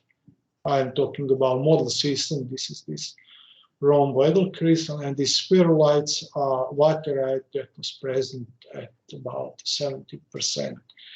The progress curves show that precipitation start with very initial start drop. After that, we have some plateau concentration plateau during which some processes happen, and after that we have equilibration of our system. And after that period, we take the samples. On contrary to the research performed before, here is possible to see that the increasing concentration of additives lead to formation of calcite, lead to precipitation of calcite. It was particularly strongly observed in the case of negatively charged negatively charged amino acids like aspartic acid and tyrosine, but also in the system in which lysine was used at high concentration.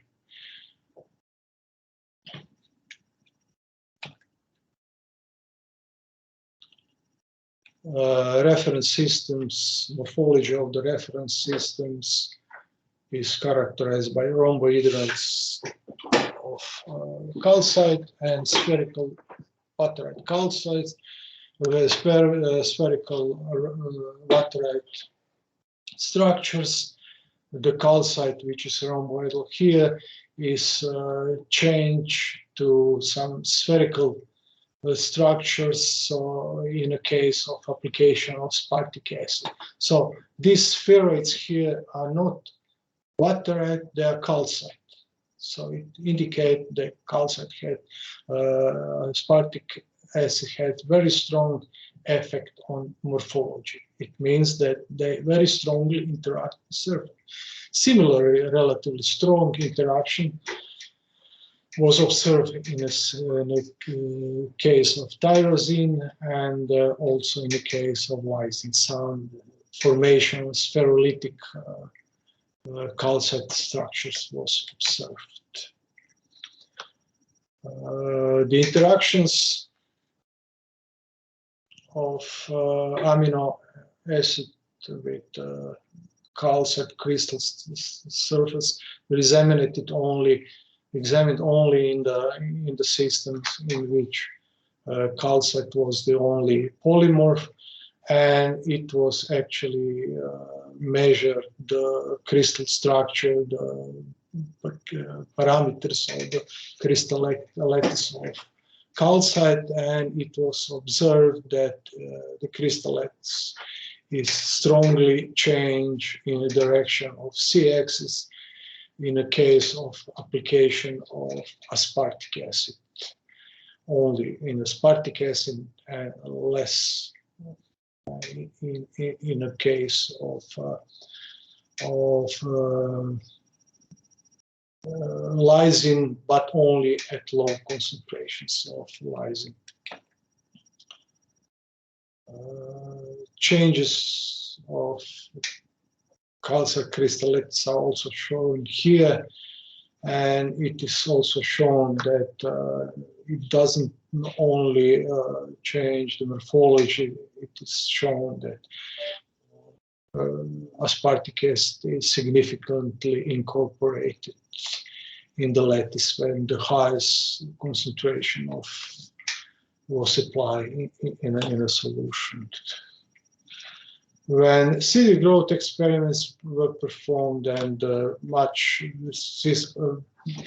precipitation system was a bit different, and it was much less supersaturated system. The reason is very simple. In such system, you can obtain a certain induction period during which you can introduce seeding crystal in a solution. The concentration of additives were investigated approximately in the same range. The shape of the curves and the growth rate curves were actually similar. You have inhibition with increasing concentration of additives, and finally we also tested the additive interactions by comparing the growth rate of model system and the growth rate of inhibited system.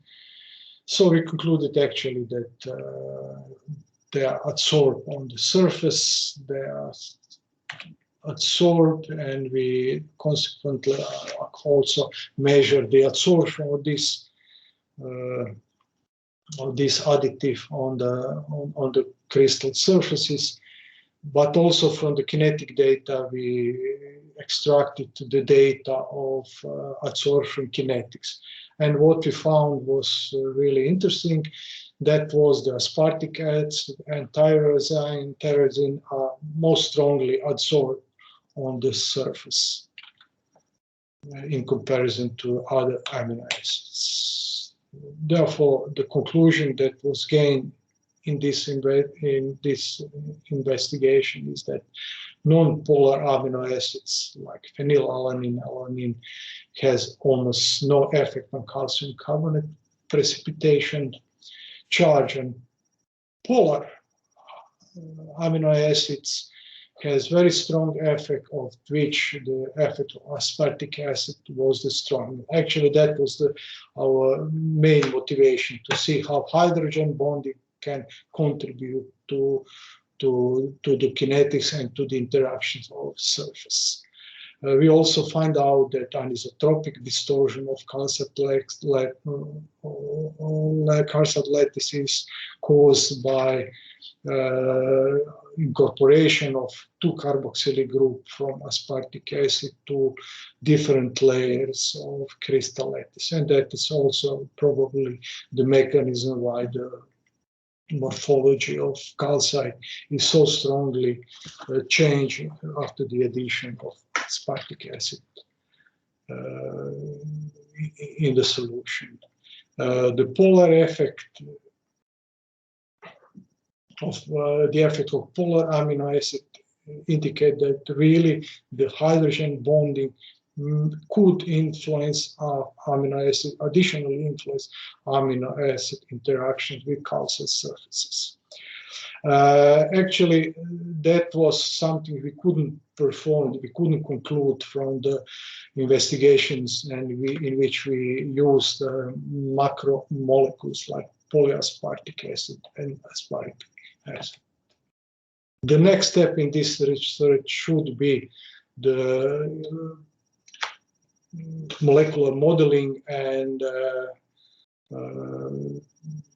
some kind increase of the complexity of our model molecules by combining different amino acids and amino acids with different chemical structure and different polarity, and investigating their interactions with the different crystal surfaces, like, for example, rhomboeder or scalar surfaces. And now I'll give you just a few information about the research on the role of macromolecules in a biomineralization of corals. I'm not going to talk too much about corals because you'll have a speaker tomorrow or day after tomorrow.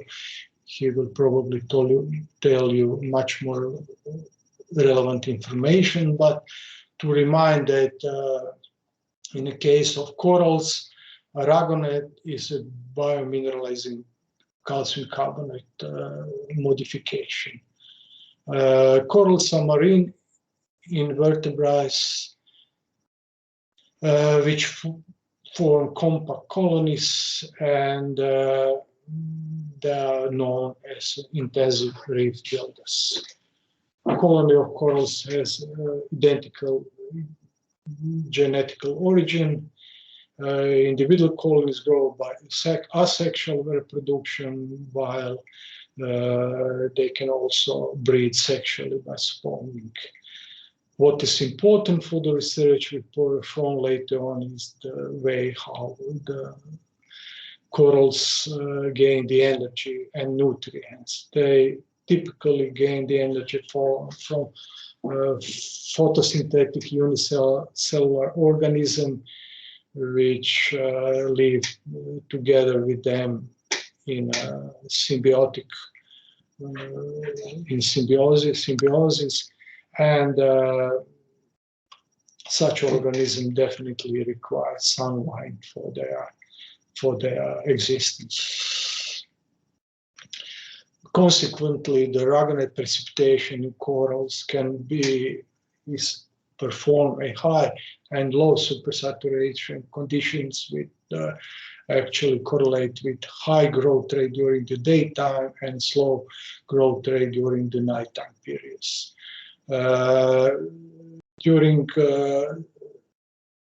the spontaneous precipitation event, nucleation of aragonite appear while crystal growth that perform in corals is happen on previously formed aragonite crystals. Such systems are actually very complex, on contrary to the precipitation system I explained, I showed you before. Therefore, the specific goal of this part of the research was, first of all, to obtain or to extract soluble organic macromolecules from different species. One of them is Ballonophila europea, which is light-sensitive species, and Leptosamia privati is not light-sensitive.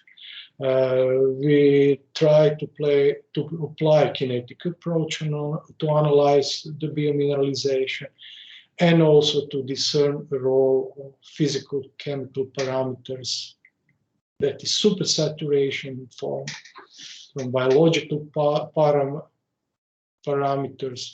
There's actually a role of organic matter.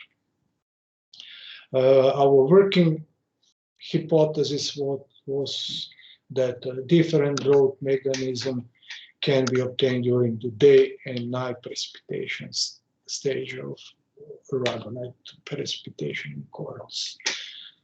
Here you can see the model species, that is Ballonophila europea, that is small, stony, solitary coral found only in Mediterranean Sea.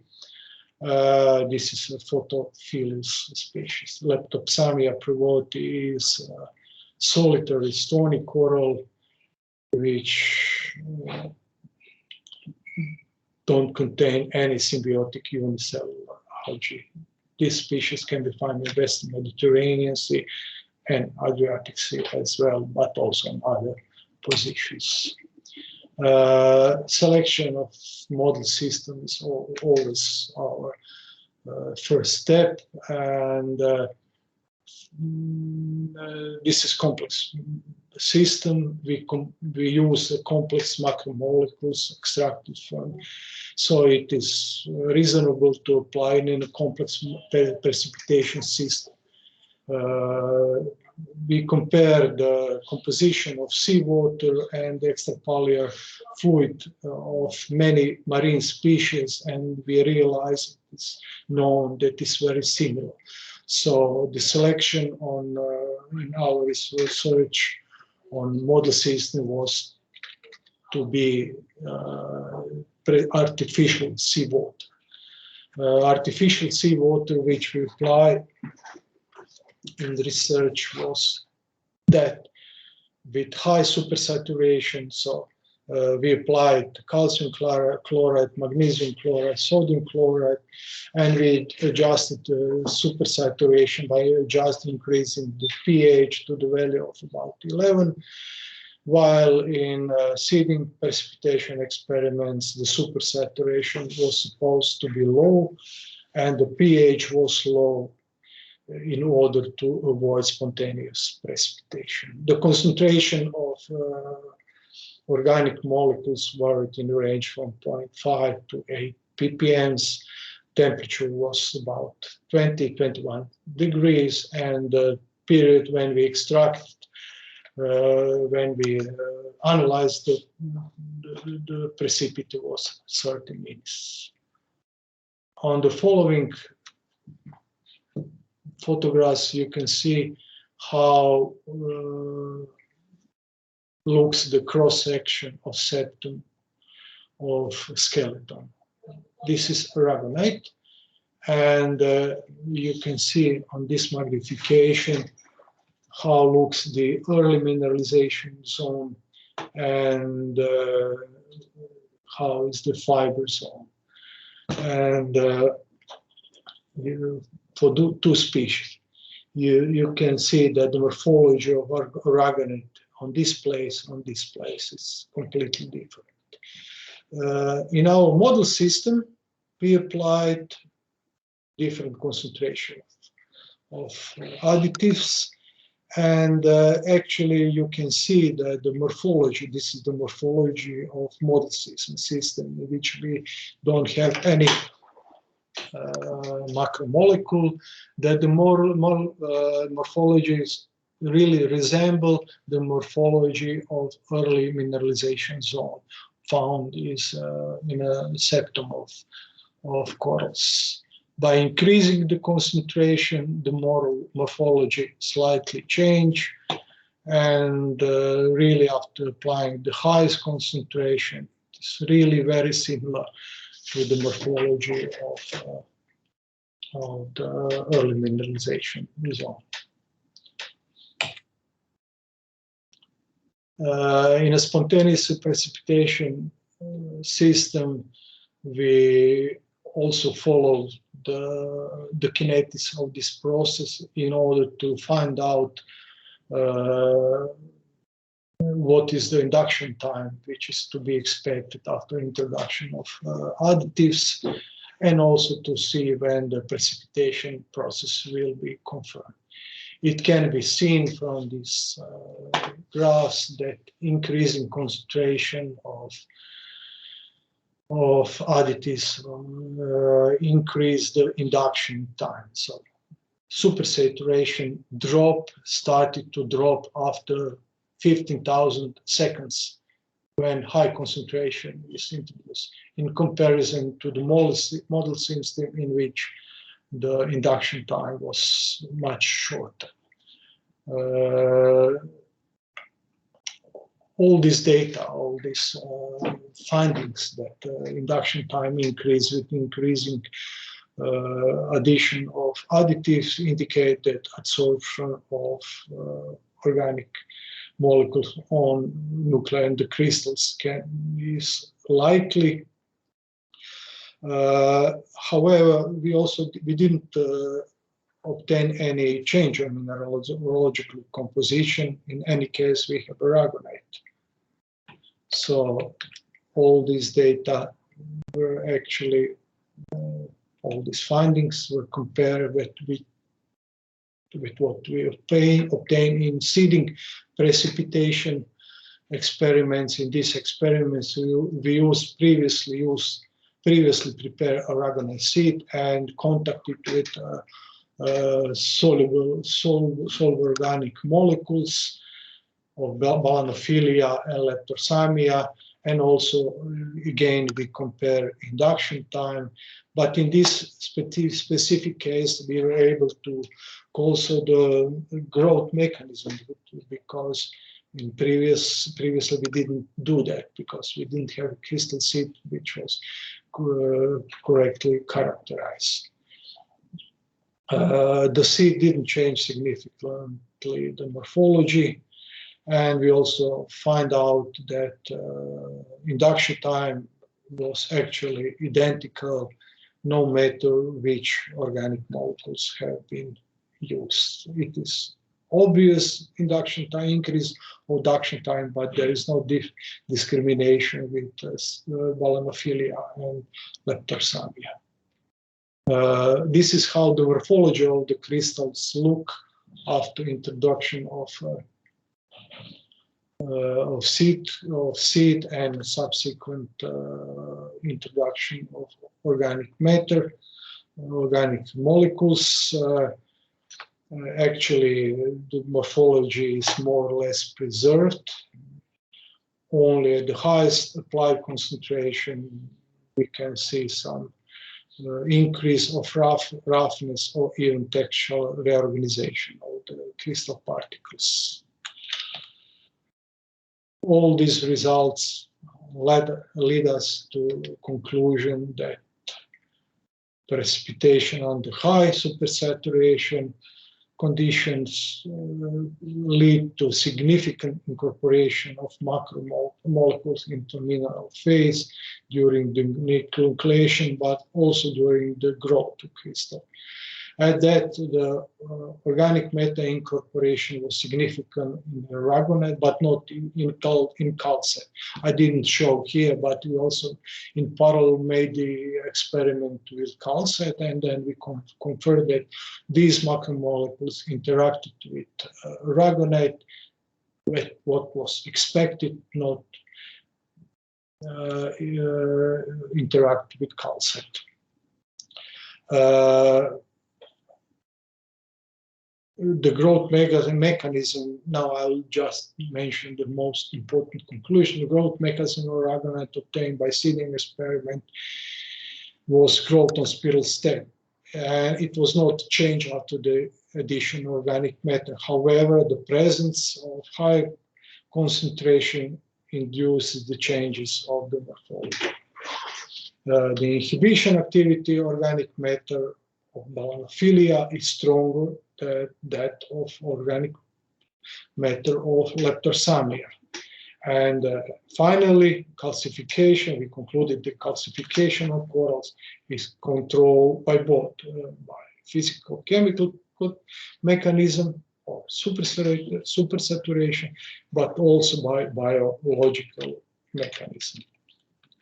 And that was actually my message, what I tried to send you, that kinetic investigation can give additional insight in investigation of biomineralization that was performed routinely by structural analysis. So this is what I plan to tell about calcium carbonate biomineralization experiments. And we can continue now or have a 5 minutes break again for the last lecture. I don't know what you prefer. Also, I'm open to answer any questions. I think now, thanks, Damir. Yes. We can open the discussion if there are any questions for the students.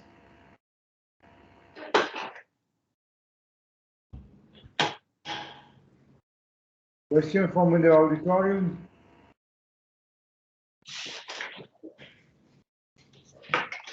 Actually, I don't expect because it's really very specific what we do. And I have a question. Actually, one question. Hi, can you hear me? I think. Please tell your name and try to speak more. Hi, Carla. Good evening. Please, Carlos.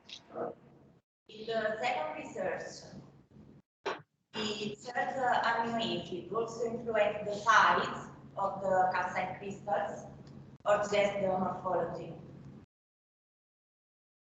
Can you repeat the question? I don't understand. Giuseppe, can you tell me? I really can't hear how the going. Me neither. I don't understand the question. So try to be closer to the microphone. Okay, in the second research, Yes. the third amino acid also influence the size of the calcite crystals or just the morphology?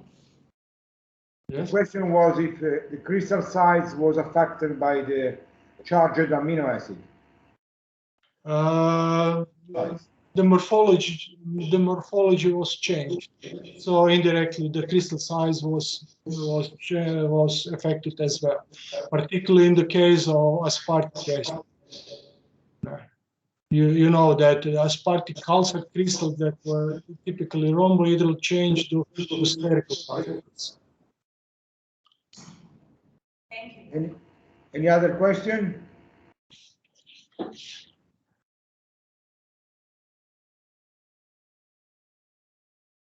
So, Damir, I was very interested. I knew already your work about the relevance of hydrogen bonding. Yes. Do you think it's possible to change the feature of the solvent in a way to affect the strength of the hydrogen bonding? Because when you are working in biological system, it's not pure water, of course. You have a lot of molecules, ions. So the system is very complex. So maybe the solvent is not just pure water. It doesn't behave as pure water. Maybe if you add a bit of ethanol or acetonitrile or some other additive, can change the structure of the solvent and directly the capability to make hydrogen bonds.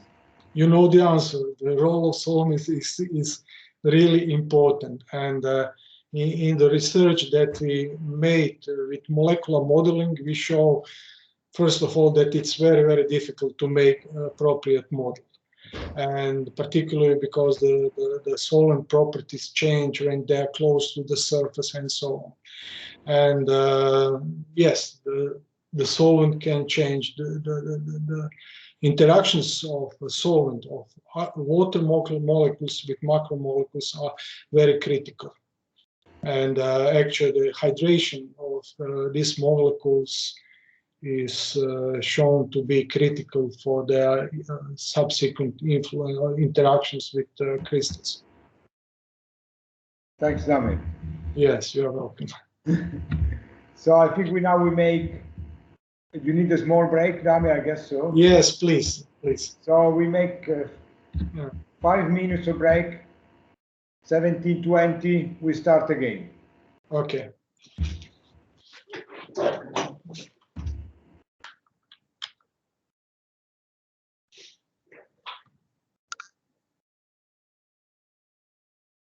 I will try to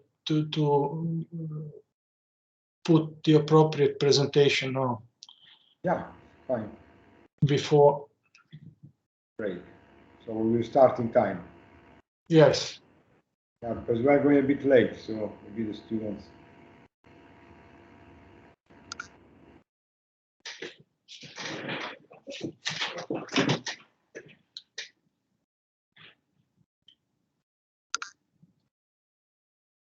I can see now the.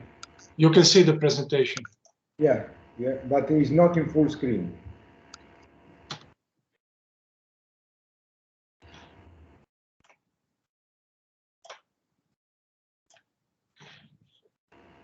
Now it's all black.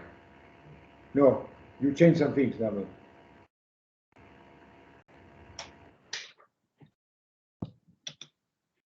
Now it's fine. It's fine. Okay, thank you. So we can restart from here. Okay, I have to drink some water. You know, I really don't feel perfect. I'm really sorry for this, Damian. No, it's not a problem. It doesn't has any matter with you.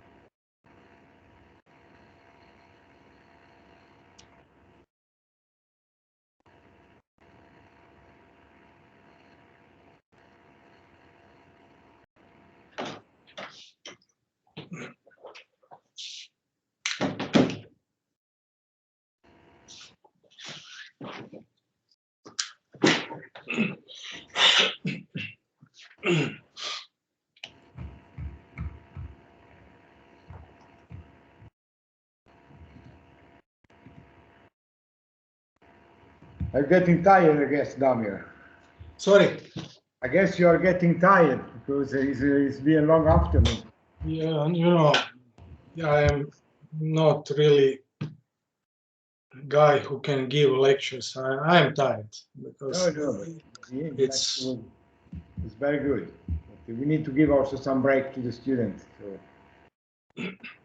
I think okay. But this is the last lecture now, so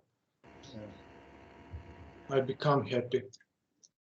Are we online now? Or yeah, we are online. okay.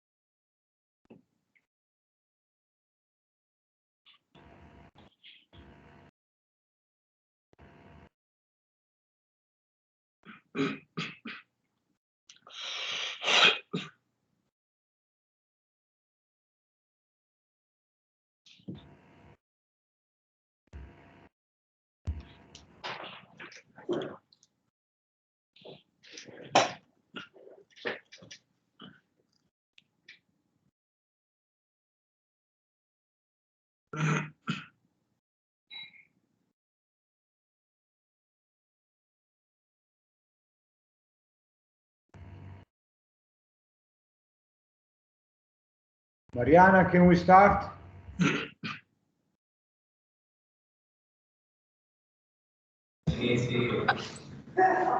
Yeah, everybody's arriving. So 30 more seconds and we can start.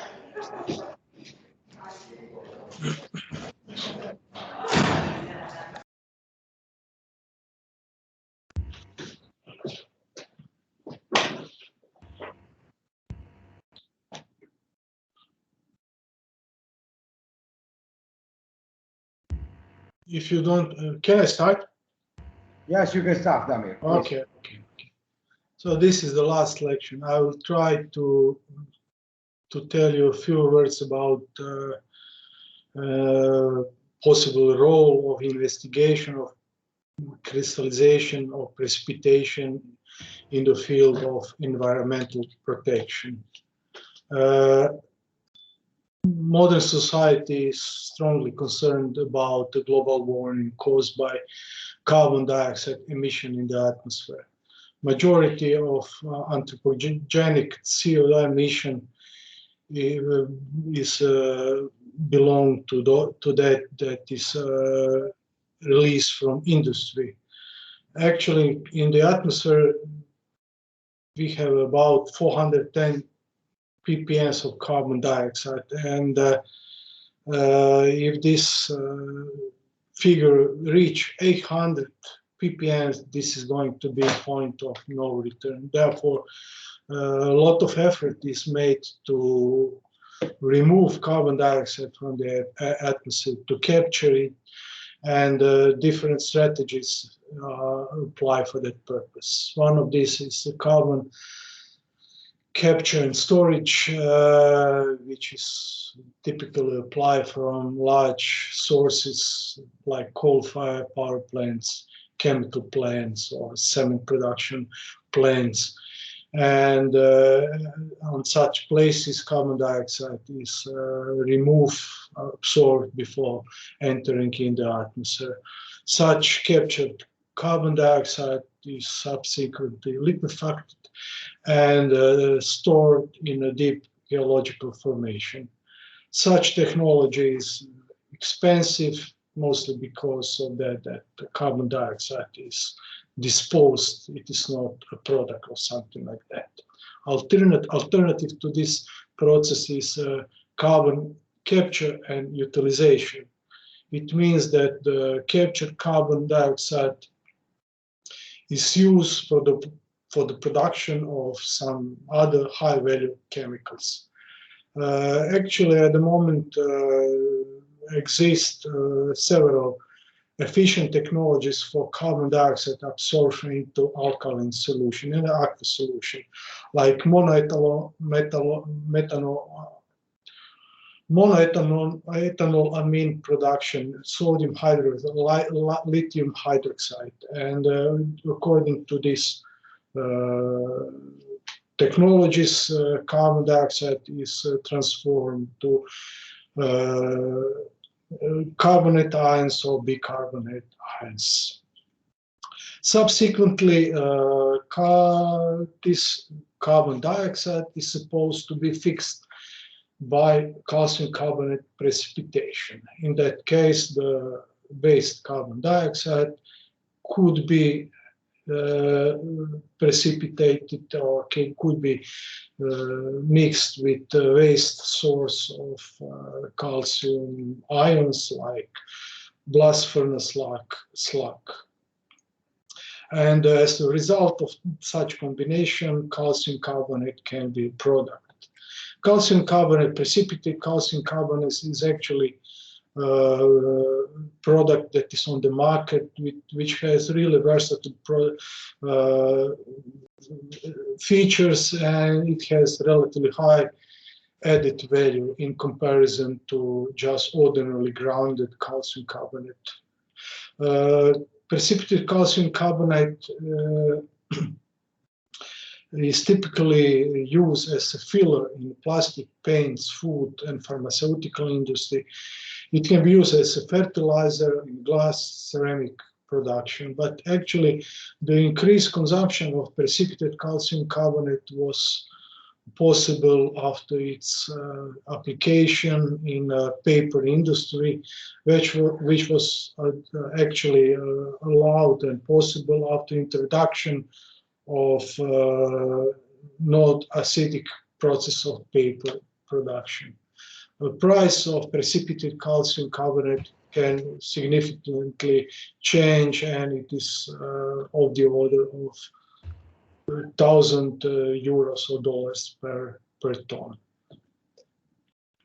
So the idea of this research was to rationally control the critical calcite properties like size, morphology, by selecting the experimental conditions. And such research can be subsequently applied for carbonation experiments inspired by carbon dioxide removal from the atmosphere. Just to remind that properties of precipitate like crystal shape, morphology, surface area, interfacial properties, or even morphological composition are in strong interaction with experimental parameters, with precipitation parameters like supersaturation, temperature, additive addition, or hydrodynamic. In addition, the properties are interactions with way how precipitate calcium carbonate can be applied, which also, in addition, dictate its price. So the selection of model system was the first step. I will start with describing this precipitation reaction, in which very often calcium carbonate precipitation is shown as a reaction between calcium carbonate ion, and after that calcium carbonate appear as a precipitate. Typically, people don't care about co-ions that are very often very simple anions like chloride, nitrate, sulfate, or cation in the case of like sodium, ammonium, or potassium. So the precipitation system which we introduced, which we tried to investigate, was selected in a way that only calcium ions were present intentionally in a solution, and carbonate ion. It can be obtained if we apply calcium hydroxide as a source of calcium and carbonic acid. So carbonic acid that is actually absorbed, as you can see on this sketch, absorbed from carbon dioxide. It is introduced in a solution, and after that applied in this precipitation system. In such precipitation system, even after all this equilibrium, you can only find hydrogen ion, OH ion, and ions which are the results of formation ion pairs of calcium with carbonate species. This and such precipitation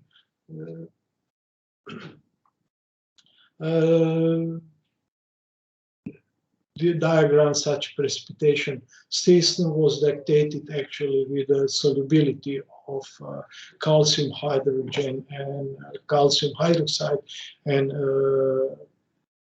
carbonic acid, which in a range from 2 millimoles to about 10 millimoles. First step in investigation is kind of screening, and we did it again. We made a selection of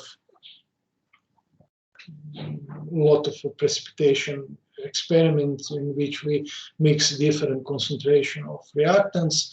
In this system, you can see actually something we call three-dimensional precipitation, which is precipitation body. This is actually the identical to this classical 2D precipitation diagram, but in this case we can much easily estimate the third parameter, that is super saturation.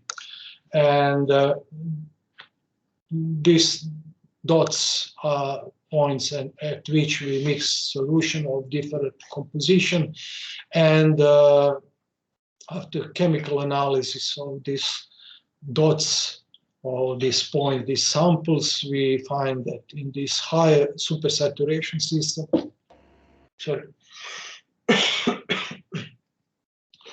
we obtained a mixture of calcite and vaterite, while here at lower supersaturation, calcite was the only polymorph. Kinetic measurements that we made after that show that precipitation started in a form of very steep drop of pH that correlate to drop of concentration of calcium and carbon ions. After that, concentration changed more or less slowly, and finally after 20 minutes, that is a period actually when we analyze our samples, we have a relatively stable value of measured pH and concentration. At this initial part, we actually made additional quantification and characterization of the precipitates. So at the additional part, we obtained amorphous calcium carbonate in our precipitation system. After that, we have a mixture of calcite and amorphous phase and vaterite, while at the end we have predominantly calcite in our system. That is the result of solution-mediated transformation of precursor phases.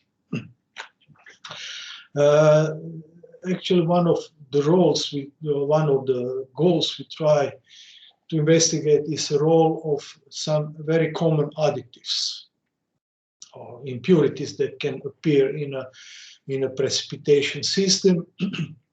One of them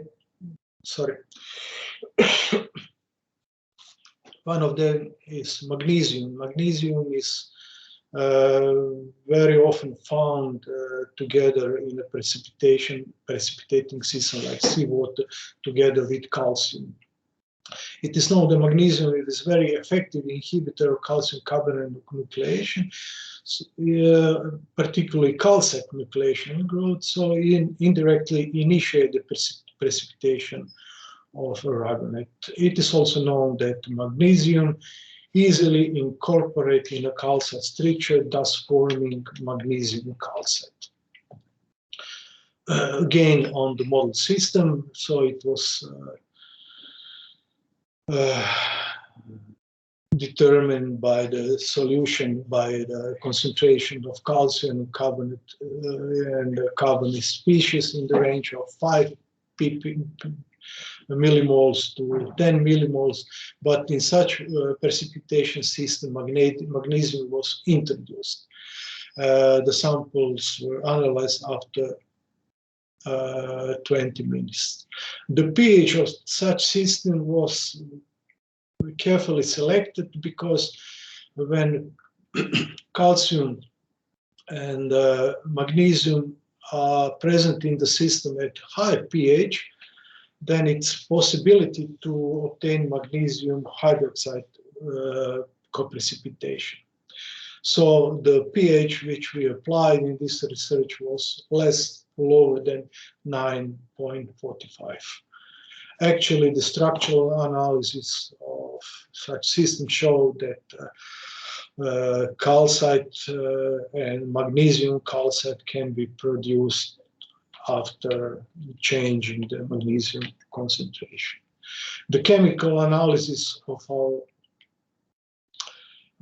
precipitate showed that the source of magnesium strongly influenced the incorporation of magnesium in lattice. So when magnesium chloride was used at increasing concentration in our system, then the maximal concentration of incorporated magnesium was about 3 or 4, and this content dramatically increased with applying nitrate or magnesium sulfate, or better to say it, when the sulfate ions were added in the system as co-anions. The morphology of such system was indication of interactions that can be obtained, and you can see that the morphology was also changed by applying different co-ions. So we have a magnesium chloride, which just slightly interact at lower concentration, and the crystal that were obtained here are rhombohedrals. However, in the case when magnesium sulfate, even at this low concentration, was applied, then we obtain the formation of spherolytic forms, and this process is increased and is completely finished and amplified when very high concentration of magnesium was applied. However, chemical analysis of these samples show that sulfate was also incorporated a significant amount in the system, and it was also shown that the sulfate ions dramatically change the morphology. Only sulfate ions, without any magnesium addition. This experiments was supposed to support the idea that even the anions can change the morphology, not only the concentration and cations that are additionally intentionally introduced in the system. The additional sulfate in our precipitate change the not only morphology but also the parameters of the crystal lattice, and these parameters are also changed in a way that in a C direction the lattice was much stronger expanded. So as a final step of this research is a model of sulfate ion substitution in the calcite, which shows that sulfate substitute the carbonate ions and expand the crystal axis in a C direction.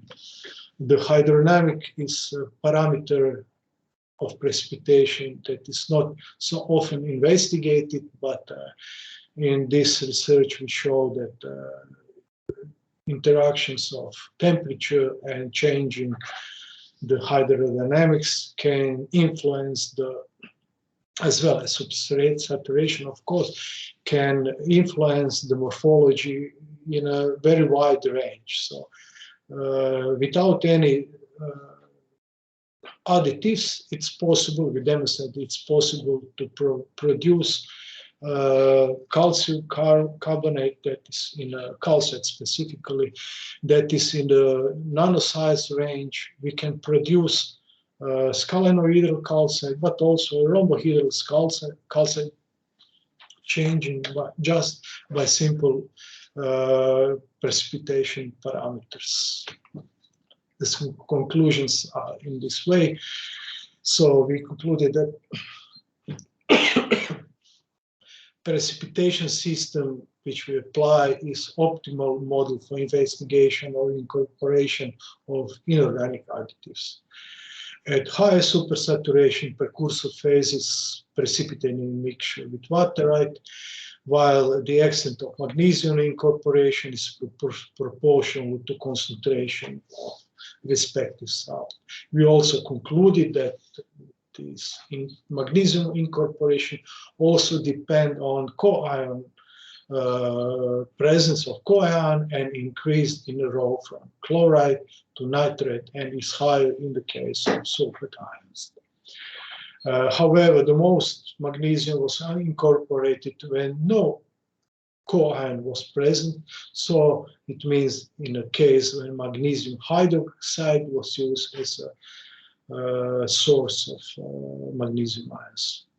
We also confirmed the isomorphic substitution of calcium with magnesium, and we observed the lattice dissolution caused by anion, which increased from sulfate to water and finally the magnesium ions.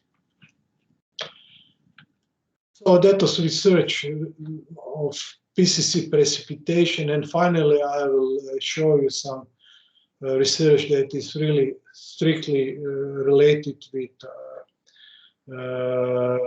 environmental protection and the role and possible role of calcium carbonate precipitation in this system. So some few facts about tufa. Tufa is a porous limestone formed by precipitation in karst water, ambient temperature in contrast to travertine, which precipitate at elevated temperatures. Tufa formation can be obtained in fluvial or lakes. Sorry, I need a break of a few minutes. Sorry.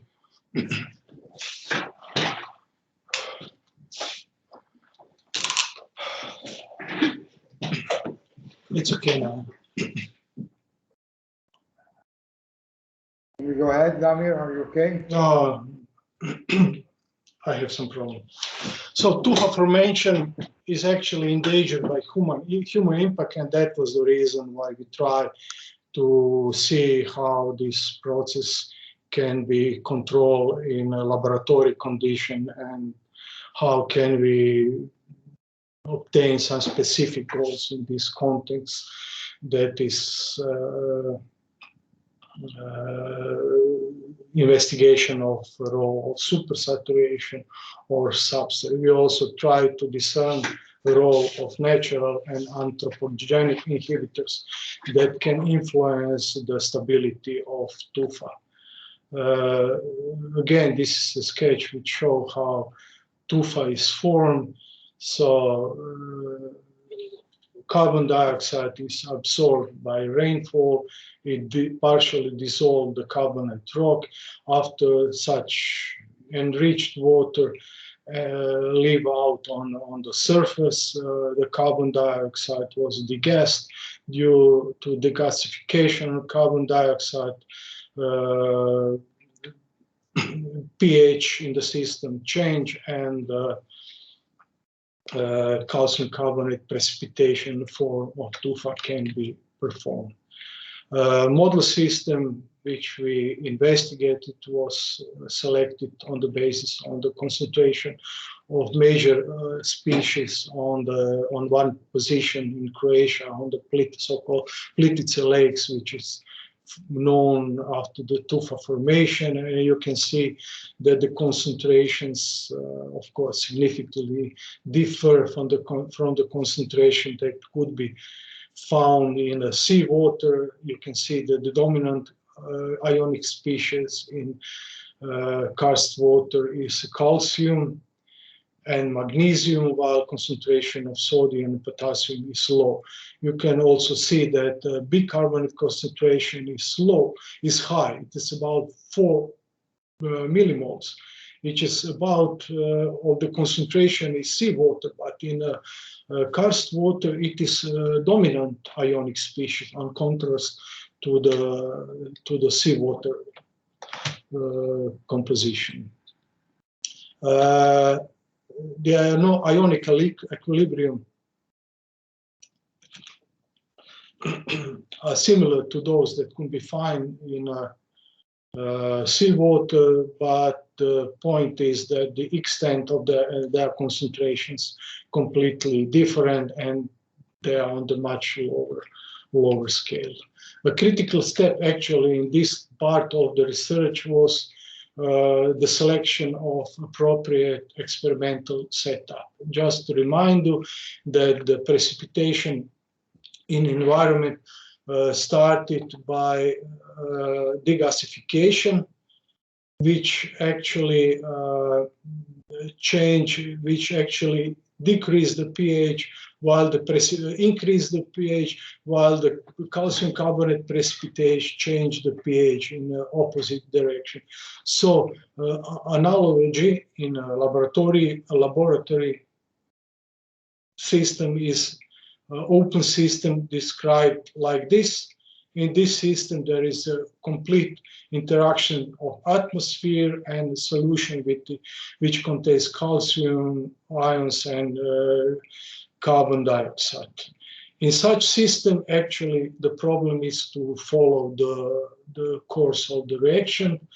So, as one can see in this example, so this pink curve is a curve in which the pH was measured in a open system. So in this system, initial precipitation started, and then after some period, it started to increase.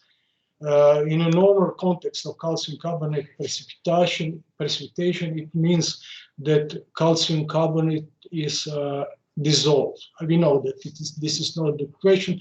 This is not the case. The point is that pH increase is a consequence of increase of all hydroxide ions. That is actually the result of proteolytic shift of proteolytic equilibrium of carbon dioxide from the atmosphere. The rest of the work was more or less standard. So when we make the measurements in a closed system, that was our selections, I didn't say. So we decided to make the measurements in a closed system. We test the system by introducing different seed materials and measured the pH continuously, and then we observed that the concentration, the pH and the corresponding concentration continuously drop. And it was finally correlated with the concentration that is critical for calcite, that correlate to solubility product of calcite, waterite, and aragon. Actually, that was the way how we tested the selection of our model system. We also did some growth rate analysis, and we observed that in any system, in the system of calcite, aragon, and waterite, we have the spiral growth on each of these precipitation seeds. And actually, that was all what I planned to talk and to tell you about precipitation, just to tell you a few words about possibility that not only calcite, but also phosphorus can be investigated by crystallization precipitation method. And this work was inspired with the importance of phosphorus, which is essential element for living world. It is essential for nutrients and the plants, and its technological importance is related to its use as fertilizer at very large extent. Geochemical cycle of phosphorus is unfortunately very long, so it lasts from 10 to 50 million years. So it has a consequence that the source of major phosphate ores is in danger, and it is to believe that they will completely be exhausted after 50 or 200 years. Consequently, European Commission put the phosphorus on the list of critical raw materials, and that was actually our motivation to try to investigate how to recycle phosphorus, not just to dump into sewage. And just briefly, we have a model of industrial wastewater treatment, model of wastewaters, which were actually very acidic. They are rich on phosphate ion, calcium ion, sulfate ion, but also on fluoride ions, and such precipitation system was investigated in a typical way by monitoring the properties, physical chemical properties of precipitate as a function of crystal or concentration of reactants. And in the case of phosphoric acid precipitation and magnesium as a source for cationic source, it was found that not only one, but even different crystal modifications can be formed, not only polymorphs, but species with different chemical structure. So here is again the concentration of one such typical synthetic technological wastewater, which contains 20 millimoles of phosphate, 100 millimoles of fluoride, sulfite at relatively high concentration, and calcium. In such system, the first step is always to remove the extra acidity by neutralization. However, in the case when we neutralize the solution, the pH strongly increase, and due to the shifting of the precipitation equilibrium that are possible in such system, magnesium and calcium precipitation equilibrium, different precipitate can be found and be appeared. In this system, we found that just simultaneously fluoride and phosphate precipitate, and it was very difficult to obtain first significant removal of contaminant and also their recyclation. Therefore, we applied a two-step process of purification. So in the first step, we treated this solution by precipitation with magnesium and ammonium ions in order to produce struvite. Struvite is a magnesium ammonium phosphate hexahydrate, which has a really possibility to be recycled further on. So after the first step, we obtained to remove almost completely the phosphoric acid. So the fluoride still remain in the solution. We apply different acidity, different alkalinity of our system, and obtain that the phosphate removal is related somehow to this process. In the second step, we applied the solution from the previous step. We tried to remove fluoride by applying calcium chloride and ammonium hydroxide. And well, therefore, we concluded that after applying the second step, we succeeded to remove fluoride as well. And as a final results, it's a concentration of fluoride that is less than 9 ppms, and phosphite that is about 2 ppms.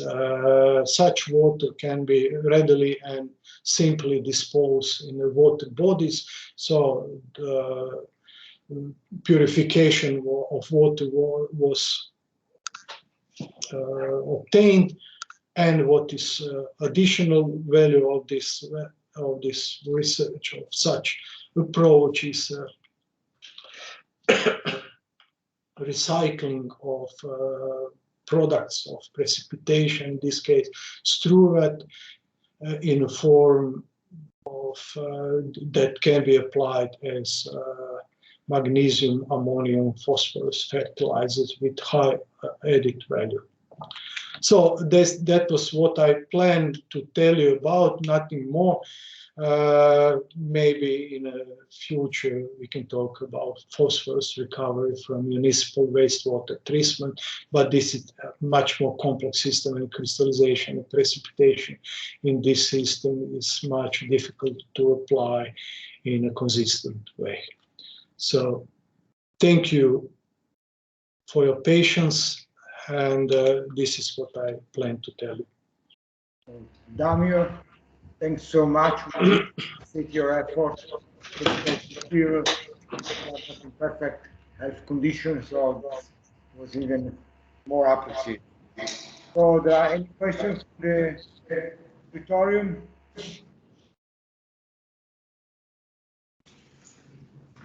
I guess everyone is quite tight. So, if there are no questions, I think we can thank Damir. Thank you. Your effort. Before to close, a communication for the student. Please don't forget that tomorrow morning you will have a lecture by Professor Frederick Moran on calcium carbonate biomineralization. And in the afternoon, there will be a lecture by Professor Franzelliti regarding molecular physiology of marine organisms under climate change. So this is all. There are no questions. I think we thank again, Damir. Thank you very much for your patience. We really appreciate your effort. Now I can see here also the coordinator of the course, Professor Goffredo, that I think wants to Damir. Hi, Giuseppe. Hi, Stefano. I'm sorry. I'm really sorry I couldn't attend your lectures. I had to teach to another PhD program at the same time, so I couldn't stay with you. Okay. I hope you enjoy the class. Miss too much, don't worry. I can see that Damir is very exhausted, so Damir, we will leave you to go. We will be in touch tomorrow. Yes, Giuseppe. Okay. Tomorrow. Of course, Damir, you are invited. Stefano, please confirm. You are invited to follow all the other lectures if you have interest. Is correct? Okay. Yes, of course. Everybody can attend. Tomorrow morning there is Frederick Moran. He's presenting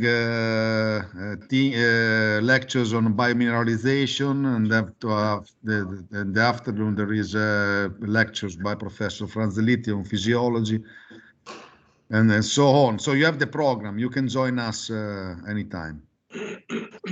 And I'm gonna follow your lectures on the record file. Did you record? Yes, it was recorded.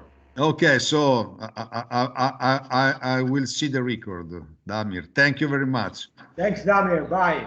Thank you. Ciao. Ciao, ciao. Bye.